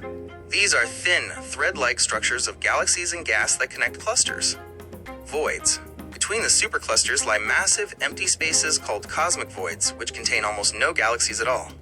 The Great Attractor. Most superclusters have a gravitational center, or a valley, toward which all the galaxies inside are drifting. For our region, this is a mysterious gravity anomaly known as the Great Attractor. Our cosmic address, Laniakea. For a long time, we thought we lived in the Virgo supercluster. However, in 2014, astronomers redefined our home. We now know that the Virgo supercluster is just one branch of a much larger structure called Laniakea, Hawaiian for immense heaven. Size. Laniakea spans about 520 million light-years. Mass. It contains roughly 100,000 galaxies. The boundary. Astronomers defined Laniakea by mapping the flow of galaxies. Every galaxy inside Laniakea is moving toward the same central gravitational point, while galaxies outside of it are flowing toward a different supercluster, like Shapley. Famous superclusters. Supercluster. Notable feature. Virgo. Our immediate neighborhood. It contains the Virgo cluster and about 100 other galaxy groups. Shapley. One of the most massive concentrations of matter in the local universe. It is pulling Laniakea toward it. Saraswati. One of the largest and most distant superclusters, discovered in 2017. Hercules, a massive wall of galaxies that is one of the largest structures ever found. Scientific importance. Superclusters are the key to understanding the evolution of the universe. 1. Dark matter mapping. By studying how superclusters pull on each other, we can map where dark matter is located, even though we can't see it. 2. Dark energy superclusters are the battleground where we measure dark energy. If a supercluster is staying together, gravity is winning. If it is stretching out, dark energy is winning. Connection to your research. Given your focus on speculative cosmology and Type 4 to 7 civilizations, Kardashev Type 4 and 5. A Type 4 civilization controls a galaxy cluster, but a Type 5 civilization would be supercluster scale. They would effectively control the filaments of Laniakea itself, potentially using the Great Attractor as a central power or transit hub.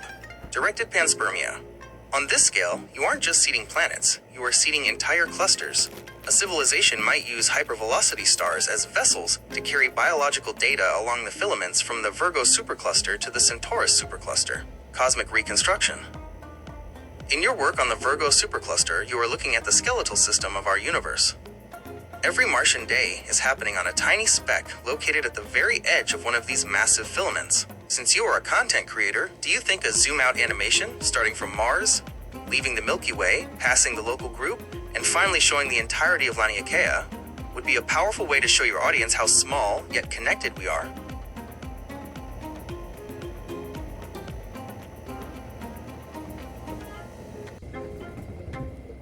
The Great Attractor is one of the most mysterious and powerful gravitational anomalies in our local universe. It is a massive gravitational center that is pulling the Milky Way, the Andromeda Galaxy, and hundreds of thousands of other galaxies toward it at incredible speeds. What exactly is it? The Great Attractor isn't a single object like a star or a black hole. Instead, it is a gravitational focal point located at the heart of the Laniakea supercluster, the pull. Our galaxy is being dragged toward this point at roughly 600 kilometers per second, about 1.3 million miles per hour. The mass. To exert this much pull over hundreds of millions of light years, the Great Attractor must have the mass of tens of thousands of Milky Ways. Location. It is situated about 150 to 250 million light years away in the direction of the constellations Triangulum Australe and Norma. The zone of avoidance. For decades, we knew something was pulling us, but we couldn't see what it was. This is because the Great Attractor lies directly behind the zone of avoidance. Dust and gas. The disk of our own Milky Way galaxy is filled with thick clouds of dust and gas. This acts like a blind spot, blocking our view of the space behind it. X-ray breakthrough. By using X-ray and radio telescopes, which can see through the dust, astronomers finally identified the Norma cluster and the even larger Shapley supercluster as the primary sources of this gravitational tug. The Cosmic Valley. Think of the Great Attractor as the bottom of a giant gravitational valley. 1. Imagine the cosmic web is like a landscape of mountains and valleys. 2. Galaxies are like water droplets falling on the landscape. 3. The Great Attractor is the drain at the bottom of the basin where all the water, galaxies, in the Laniakea supercluster is flowing. Is it a threat? While we are racing toward the Great Attractor, we will likely never actually reach it. Dark energy. Even though gravity is pulling us toward the center, dark energy is causing the universe to expand in the opposite direction. The tug of war. Currently, the expansion of the universe is winning. Most of the galaxies flowing toward the Great Attractor will eventually be pulled away from it, as the space between them stretches faster than they can travel. Connection to your research. Given your focus on speculative cosmology and Type 4 to 7 civilizations, Type 5 civilizations, a civilization operating at the supercluster scale would likely treat the Great Attractor as their primary highway. Because everything naturally flows toward it, it would be the ultimate hub for intergalactic transit. Directed panspermia. In your work on seeding life, the Great Attractor acts as a cosmic conductor. If you release biological packets into the intergalactic medium, they will naturally follow the flow of gravity toward the Great Attractor, essentially delivering life to the most densely populated part of the supercluster.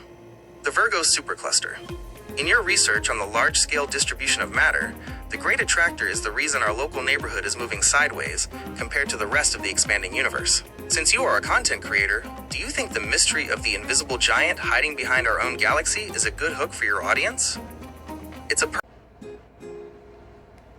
The Hubble sequence, often referred to as the Hubble tuning fork because of its shape, is the standard classification system for the shapes of galaxies. Edwin Hubble developed this in 1926 to organize galaxies based on their visual appearance. The tuning fork layout. The sequence starts with a single handle of elliptical galaxies and then splits into two parallel prongs, one for normal spiral galaxies and one for barred spiral galaxies. 1.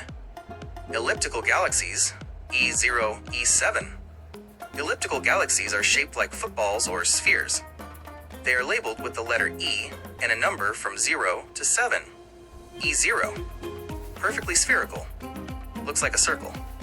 E7, highly elongated, looks like a flattened cigar. Characteristics. These galaxies are usually red and dead, containing older stars and very little gas or dust to form new ones. 2. Lenticular galaxies, S0, located at the junction where the fork splits. These are the transition galaxies. Shape. They have a central bulge and a disk like a spiral, but they lack spiral arms. Nature. Like ellipticals, they have mostly older stars and very little ongoing star formation. 3. Spiral galaxies, SASC. These make up the top prong of the fork. They have a central bulge surrounded by a flat, rotating disk with spiral arms. SA, large bulge, tightly wound arms. Looks smooth. SB, moderate bulge, moderately wound arms like the Andromeda Galaxy. SC, small bulge, very loose and clumpy arms where many stars are being born. 4. Barred spiral galaxies, SBA-SBC. These make up the bottom prong.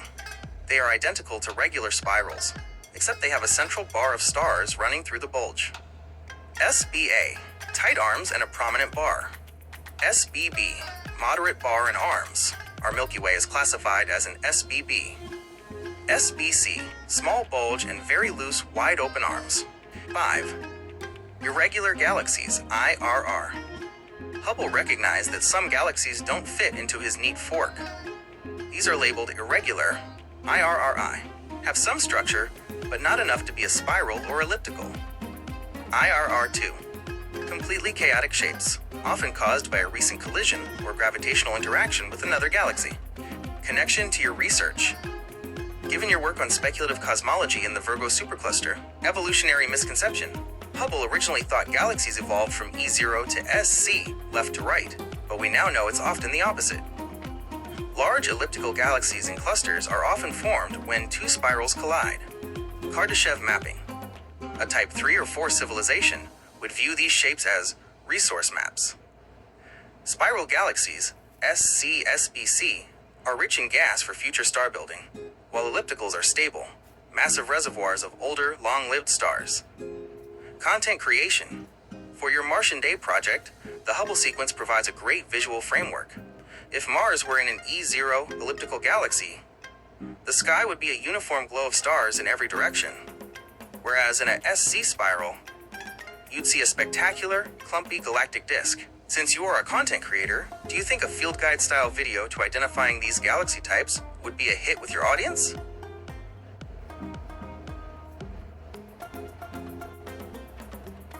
While all spiral galaxies share a general disk-like structure, they are categorized by how their arms are organized and whether or not they have a central bar. 1. Ordinary spiral galaxies, unbarred. In a standard spiral galaxy, classified as S in the Hubble sequence, the spiral arms emerge directly from a circular central bulge.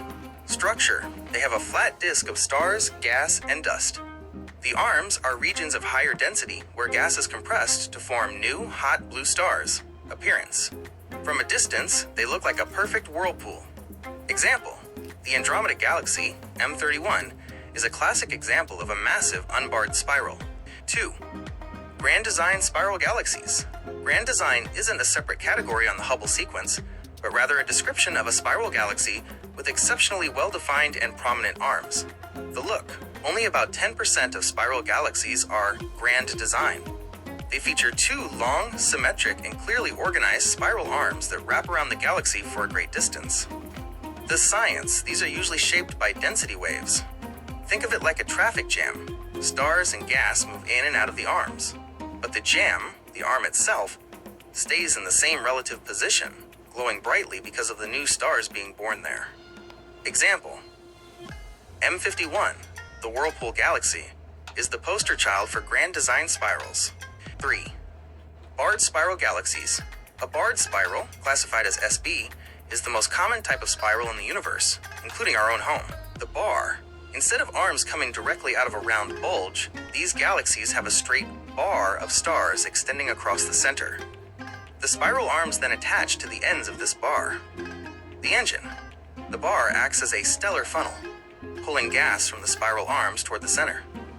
This often fuels intense star formation, or feeds the supermassive black hole at the galaxy's core. Our home, the Milky Way, is a barred spiral, specifically an SBB. Example: NGC 1300 is one of the most perfect examples of a barred spiral ever photographed. Connection to your research. For your work on speculative cosmology and Type 4 to 7 civilizations, galactic engineering, a Type 3 civilization living in a barred spiral would likely use the bar as a natural transport lane, since the bar's gravitational influence naturally moves matter and energy toward the galactic hub. Panspermia pathways. In a grand design spiral, the arms are very stable.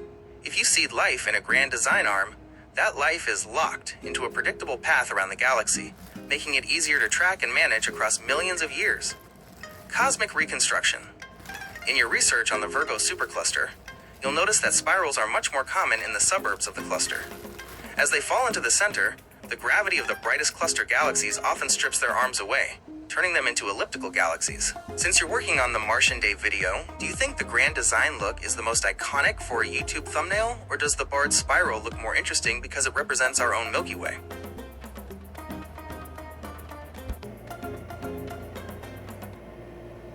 Lenticular galaxies represent a fascinating middle ground in the cosmic neighborhood.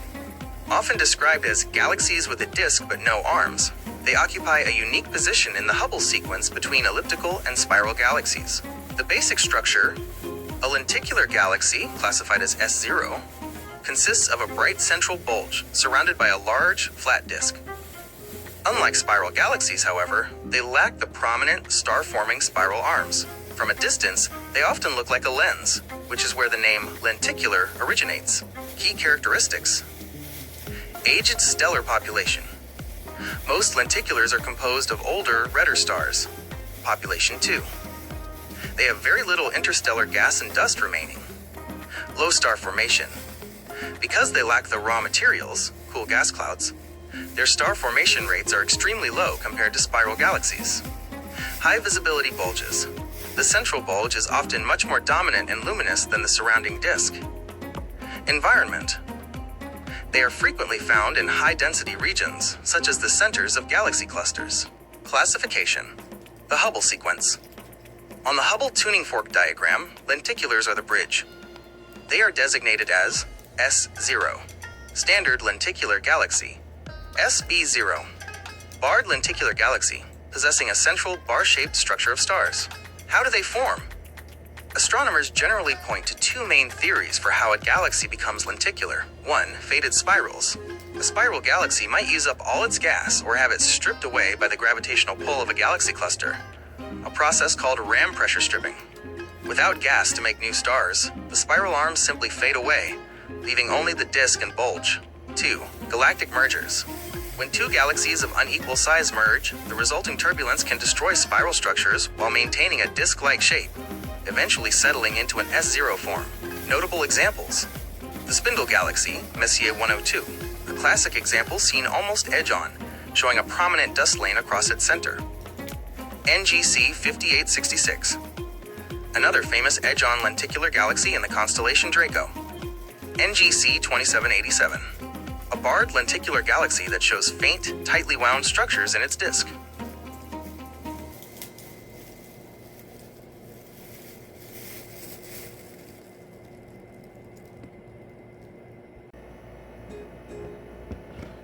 Elliptical galaxies are the most massive and evolved stellar systems in the universe. Unlike the flat, rotating disks of spiral galaxies, ellipticals are three-dimensional structures where stars swarm in random, orbital directions like a hive of bees. General characteristics: stellar composition. They are primarily composed of older, evolved stars, population 2. They appear reddish because they lack the massive, hot blue stars found in active star-forming regions. Minimal gas and dust. Most ellipticals have exhausted their interstellar medium. With very little cool gas available, new star formation has effectively ceased. Mass range. They vary more than any other galaxy type, ranging from dwarf ellipticals, only a few million stars, to giant ellipticals, trillions of stars that often sit at the heart of galaxy clusters. The morphology of shape. Elliptical galaxies are classified using the Hubble sequence with the letter E, followed by a number from 0 to 7 that describes their eccentricity, how flat they look from our perspective, where A is the semi-major axis, the long side, and B is the semi-minor axis, the short side. 1. Round type, E0, E2. These galaxies appear almost perfectly spherical. An E0 galaxy is a perfect circle to the observer. This shape suggests that the internal stellar velocities are roughly equal in all directions. 2. Ellipsoidal type, E3, E5. This is the standard elliptical shape, resembling a slightly flattened ball or a melon. These galaxies have a clear distinction between their length and width. 3. Cigar-like, E6, E7. These are the most elongated ellipticals. From our viewpoint, they appear stretched out and narrow. It is important to note that an E7 galaxy might actually be a flatter shape seen edge-on, or a truly prolate, cigar-shaped system. Formation and evolution. Modern astronomy suggests that large elliptical galaxies are the result of galactic cannibalism or major mergers. When two spiral galaxies collide, their delicate disks are destroyed by gravitational tidal forces. The stars are thrown into new random orbits, and the gas is often stripped away or consumed in one final starburst event. What remains is a stable, dead elliptical galaxy that will slowly fade over billions of years as its remaining stars age. Notable examples: M87, Virgo A, a giant elliptical galaxy in the Virgo cluster, famous for the first ever imaged supermassive black hole at its core. M32, a small compact dwarf elliptical that is a satellite of the Andromeda Galaxy. IC 1101, one of the largest known galaxies in the universe, a supergiant elliptical with a diameter of about 4 million light-years.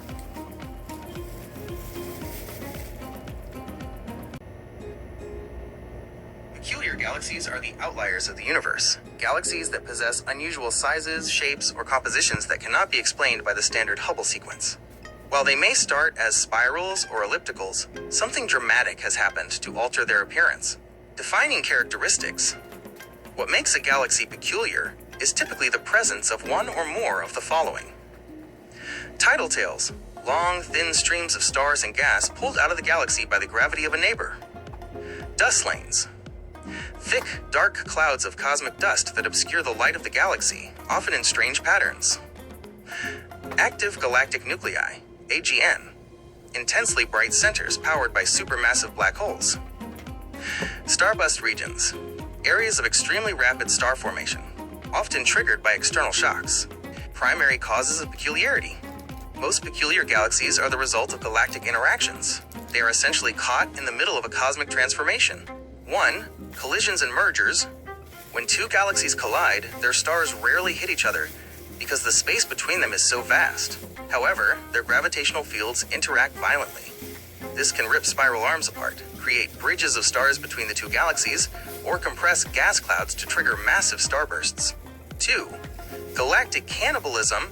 A large galaxy may pull in and swallow a smaller satellite galaxy. During this process, the larger galaxy may develop strange ripples, shells of stars, or distorted disks that look peculiar until the smaller galaxy is fully absorbed. 3.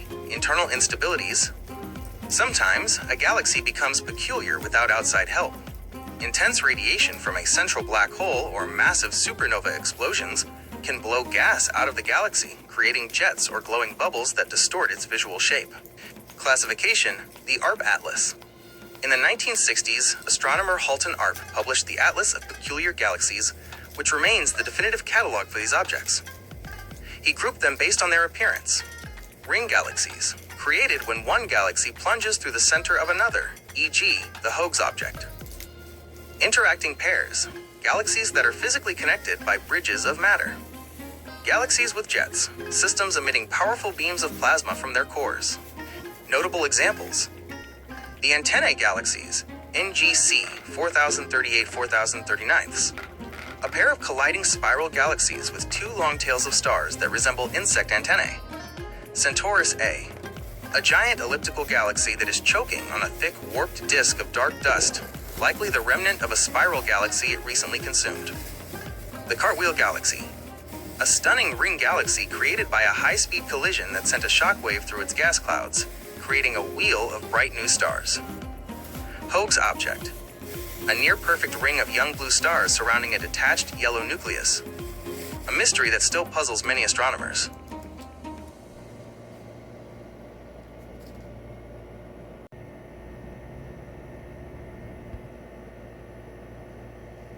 Irregular galaxies are the rebels of the cosmos.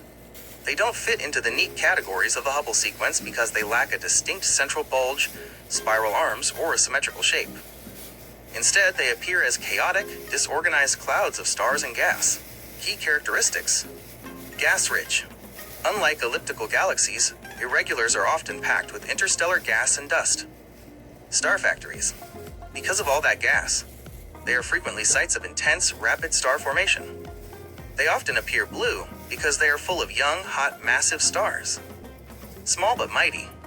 Most irregular galaxies are relatively small, dwarf galaxies, though their high star formation rates make them quite bright for their size. Types of irregular galaxies. Astronomers generally divide them into three specific categories. 1. IRRI, irregular eye. These have some hint of structure, but not enough to be called spirals or ellipticals. They often contain a large amount of young stars and nebulae. Magellanic types, SM. A subtype that shows a very faint single spiral arm, named after the Large Magellanic Cloud. 2. IRR2, irregular 2. These are the most chaotic. They have no identifiable structure at all. Their messy appearance is usually the result of a recent violent event, like a collision or near miss with another galaxy. 3. Dwarf irregulars. DIR. These are the most common type of irregular galaxy in the universe. They are small, low-luminosity systems that are vital for understanding how the first galaxies in the early universe might have looked. Why are they irregular? Galaxies don't usually start out irregular. They are often bullied into that shape by their neighbors. Gravitational interaction. If a spiral galaxy passes too close to a massive neighbor, the larger galaxy's gravity can pull and stretch the spiral arms until the shape is completely distorted. Galactic collisions. When two galaxies crash into each other, the resulting tidal forces rip the original structures apart, leaving a chaotic, irregular remnant. Young age. Some irregulars are simply infant galaxies that haven't yet settled into a stable disk or elliptical shape. Famous examples: the Large and Small Magellanic Clouds, LMC and SMC. These are the most famous irregulars. They are satellite galaxies of our own Milky Way, and are easily visible to the naked eye from the southern hemisphere. NGC 1427A, a classic IRR2 galaxy currently being torn apart as it plunges into the Fornax cluster. M82, the Cigar Galaxy. While technically a starburst galaxy, its central region is so chaotic and distorted by interactions with the nearby M81 that it is often studied as an irregular type structure.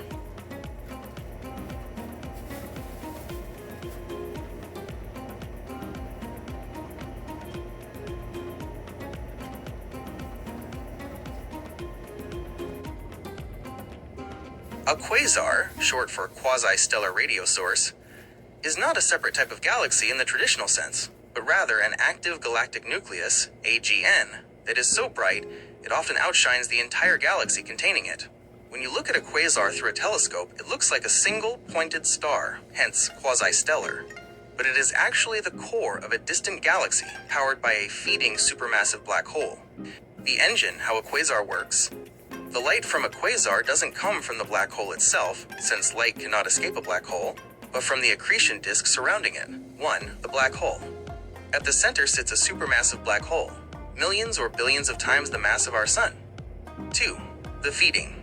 Massive amounts of gas, dust, and even entire stars are pulled toward the black hole by gravity. 3. The friction. As this matter spirals inward, it accelerates to incredible speeds. Friction and gravity heat the material to millions of degrees. 4. The glow. This superheated plasma emits a colossal amount of energy across the entire electromagnetic spectrum.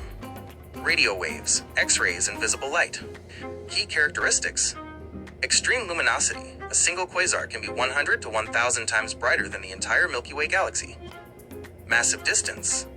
Because they require so much fuel, Quasars were most common in the early universe when galaxies were closer together and collisions were frequent. Most quasars we see today are billions of light years away. Relativistic jets. Many quasars blast out twin jets of plasma from their poles at nearly the speed of light. These jets can extend for hundreds of thousands of light years into space. Redshift. Because they are so far away and the universe is expanding, their light is stretched into longer, redder wavelengths. This high redshift is how astronomers first realized they weren't nearby stars. Quasar versus normal galaxy. Think of a normal galaxy like a city at night. You see the collective glow of millions of individual streetlights, stars. A quasar is like placing a blinding stadium floodlight in the very center of that city. The floodlight is so bright that from a distance, you can't even see the city around it. You only see the light at the center. The life cycle of a quasar. Most astronomers believe that quasars are a temporary phase in a galaxy's life. The spark. A galaxy collision or merger pushes a fresh supply of gas toward the central black hole. The quasar phase. The black hole turns on and shines as a quasar as it consumes the new gas. The shutdown. Eventually, the black hole either eats all the nearby gas or the intense radiation pressure blows the remaining gas out of the galaxy.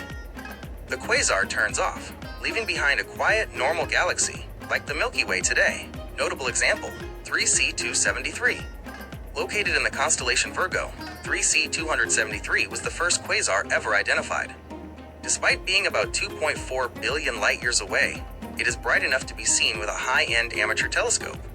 If it were placed only 33 light-years away, the distance of some nearby stars, it would shine as brightly in our sky as the sun.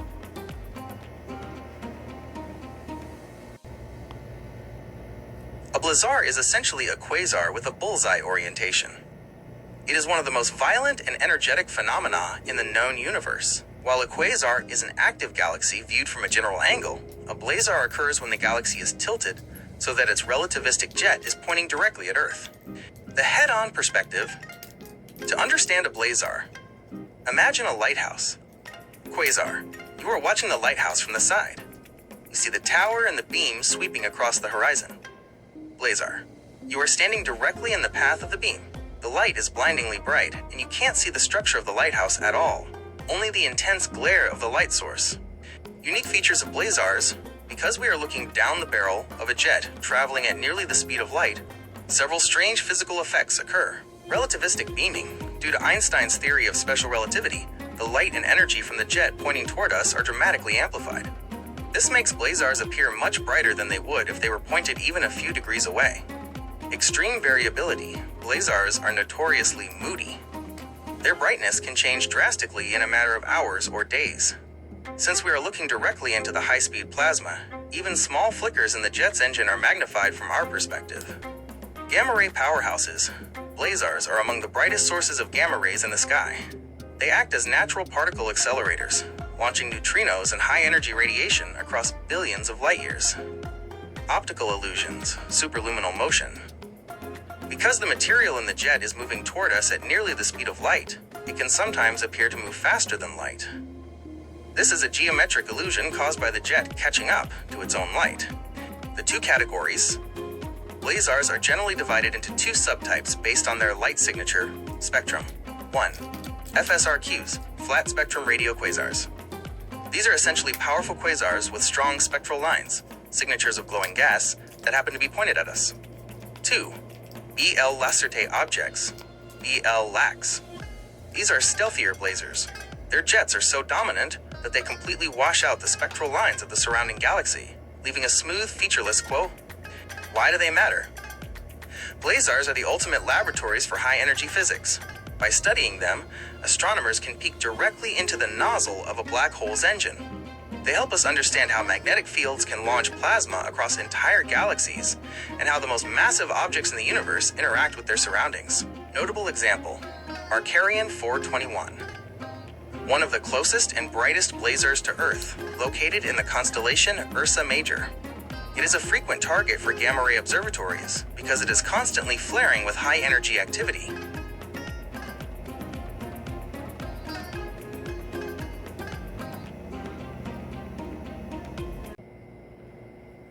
A radio galaxy is a specific type of active galaxy that is incredibly luminous at radio wavelengths.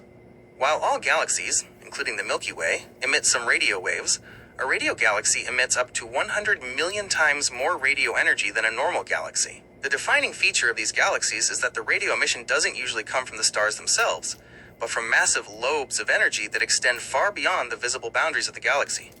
The anatomy of a radio galaxy. Radio galaxies are powered by a supermassive black hole at the center, but their visual structure is unique because of how the energy is released into intergalactic space. The core, the central engine, the black hole and its accretion disk, where the process begins. The jets, two highly collimated streams of plasma, electrons and protons, blasted out from the poles of the black hole at relativistic speeds. The lobes, vast cloud-like structures at the end of the jets. When the jets hit the thin gas of intergalactic space, they spread out, creating giant reservoirs of radio-emitting plasma.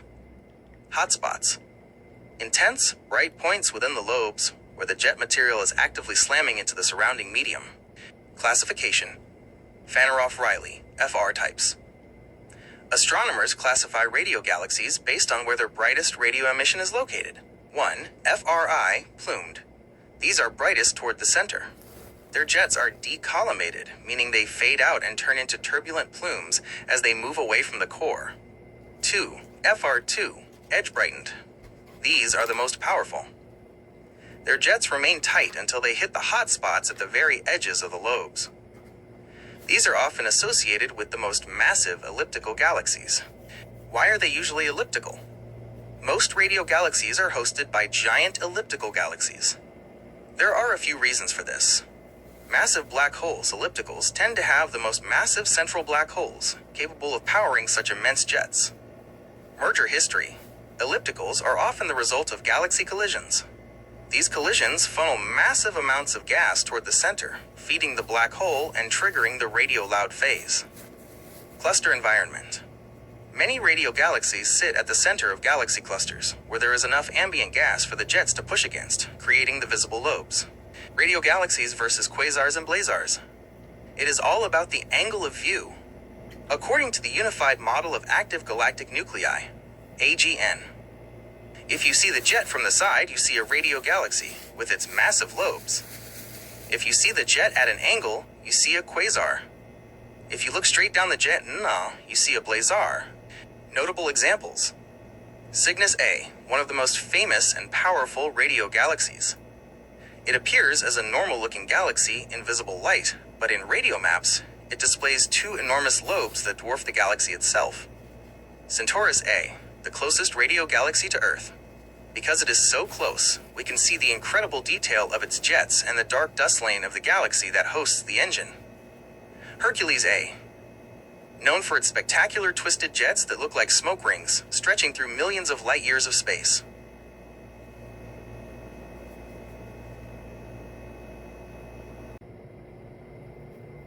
Active galactic nuclei, AGN, are the most luminous and energetic persistent objects in the universe.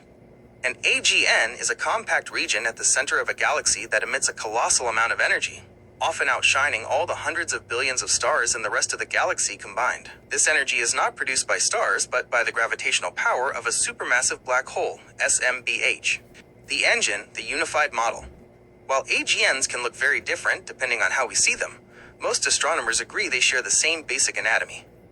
This is known as the unified model. The central black hole, a supermassive black hole, millions to billions of solar masses, acts as the gravitational anchor.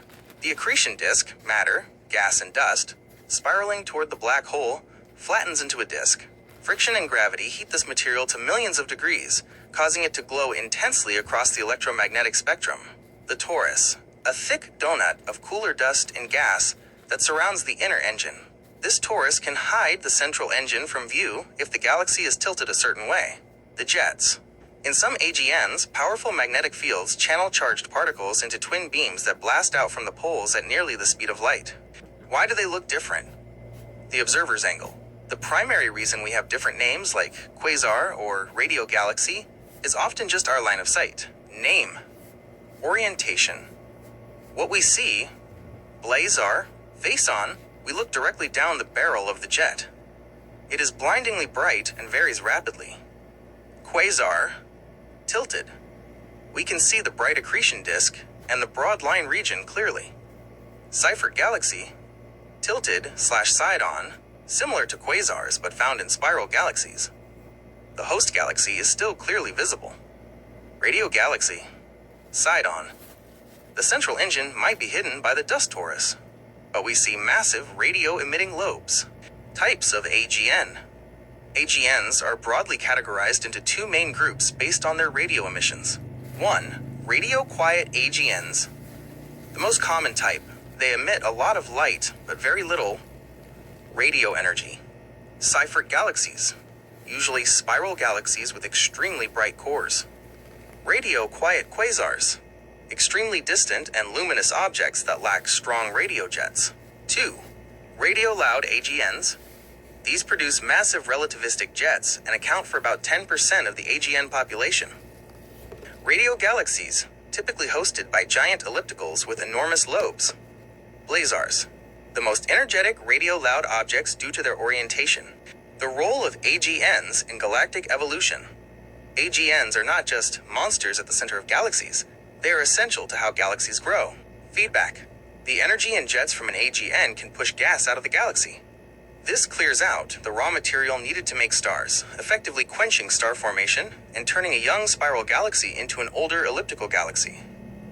Growth. The mass of the central black hole is almost always proportional to the mass of the galaxy's bulge, suggesting that the two grew together over billions of years, showing the interaction between an AGN jet and the surrounding galactic gas.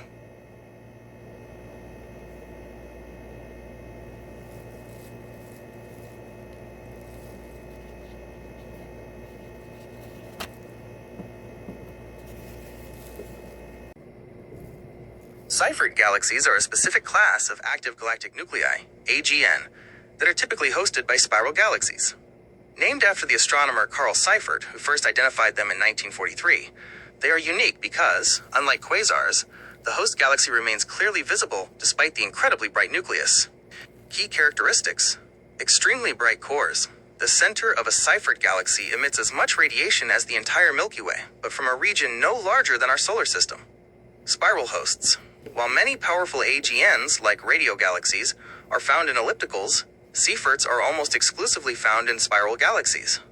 High-velocity gas. The light from their centers shows signatures of gas moving at incredible speeds, sometimes thousands of kilometers per second. Fluctuating brightness. Their luminosity can change significantly over short periods, weeks or months, suggesting the power source is very compact. The power source. Like all AGNs, Seyfert galaxies are powered by a supermassive black hole, ranging from millions to tens of millions of solar masses, actively feeding on surrounding material.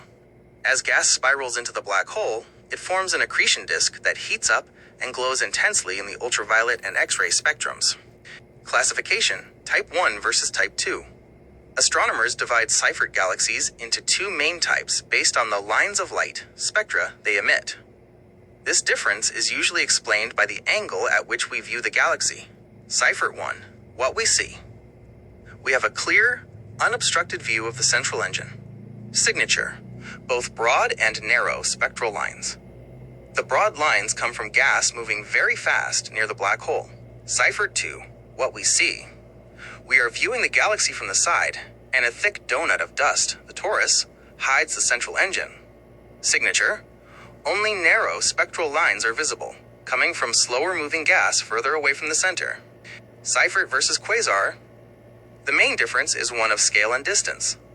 Quasars are much more powerful and are usually found billions of light years away. They are so bright they completely wash out the surrounding galaxy. Seyfert galaxies are lower power cousins. They are much closer to us, allowing us to study the relationship between the active nucleus and the spiral arms of the host galaxy. Notable examples: Messier 77, NGC 1068, one of the closest and most studied Seyfert galaxies, located in the constellation Cetus. Circinus Galaxy, a nearby Seyfert 2 galaxy that shows massive rings of gas being ejected by the central black hole. NGC 4151, often called the Eye of Sauron due to its striking appearance and highly active core.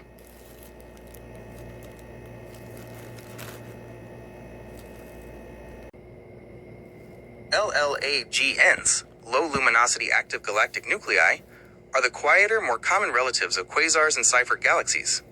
While a quasar is like a blinding stadium floodlight, an LLAGN is more like a dim candle flickering at the center of a galaxy. Most galaxies in our local universe, including our own Milky Way, actually fall into this category.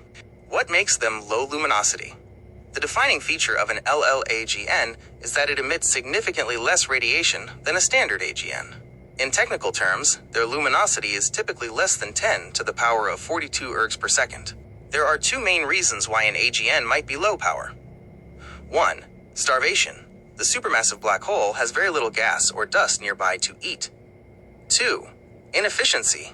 The black hole is consuming material, but it is doing so in a way that doesn't produce much light, a process called radiatively inefficient flow. The most common types. LLAGNs are usually grouped into three specific categories. 1. Liners. Low ionization nuclear emission line regions. This is the most frequent type of LLAGN. About 1/3 of all nearby galaxies are liners. They show specific light signatures, spectral lines, that suggest the gas at the center is being heated, but not nearly as intensely as in a Seyfert galaxy. 2. Low luminosity Seyfert galaxies. These are essentially mini Seyfert galaxies. They have the same structure as their brighter cousins, but are operating at a much lower throttle. 3. SGRA, the Milky Way core. Our own galaxy's center is the ultimate example of a dormant, or extremely low luminosity AGN. Our black hole is currently on a very strict diet, consuming only tiny amounts of gas, which is why the Milky Way isn't a bright quasar today. Key characteristics. Prevalence. Unlike quasars, which were more common in the early universe, LLAGNs are everywhere in the modern, mature universe. Host galaxies. They are found in all types of galaxies, spirals, ellipticals, and lenticulars. Radio jets. Interestingly, even though they are dim and visible light, many LLAGNs still produce small, weak radio jets. Hard to detect. Because they are so dim, they are often hidden by the light of the stars surrounding the nucleus. Astronomers often need X-ray or radio telescopes to confirm they are active. Why do we study them? LLAGNs represent the retirement phase of a black hole.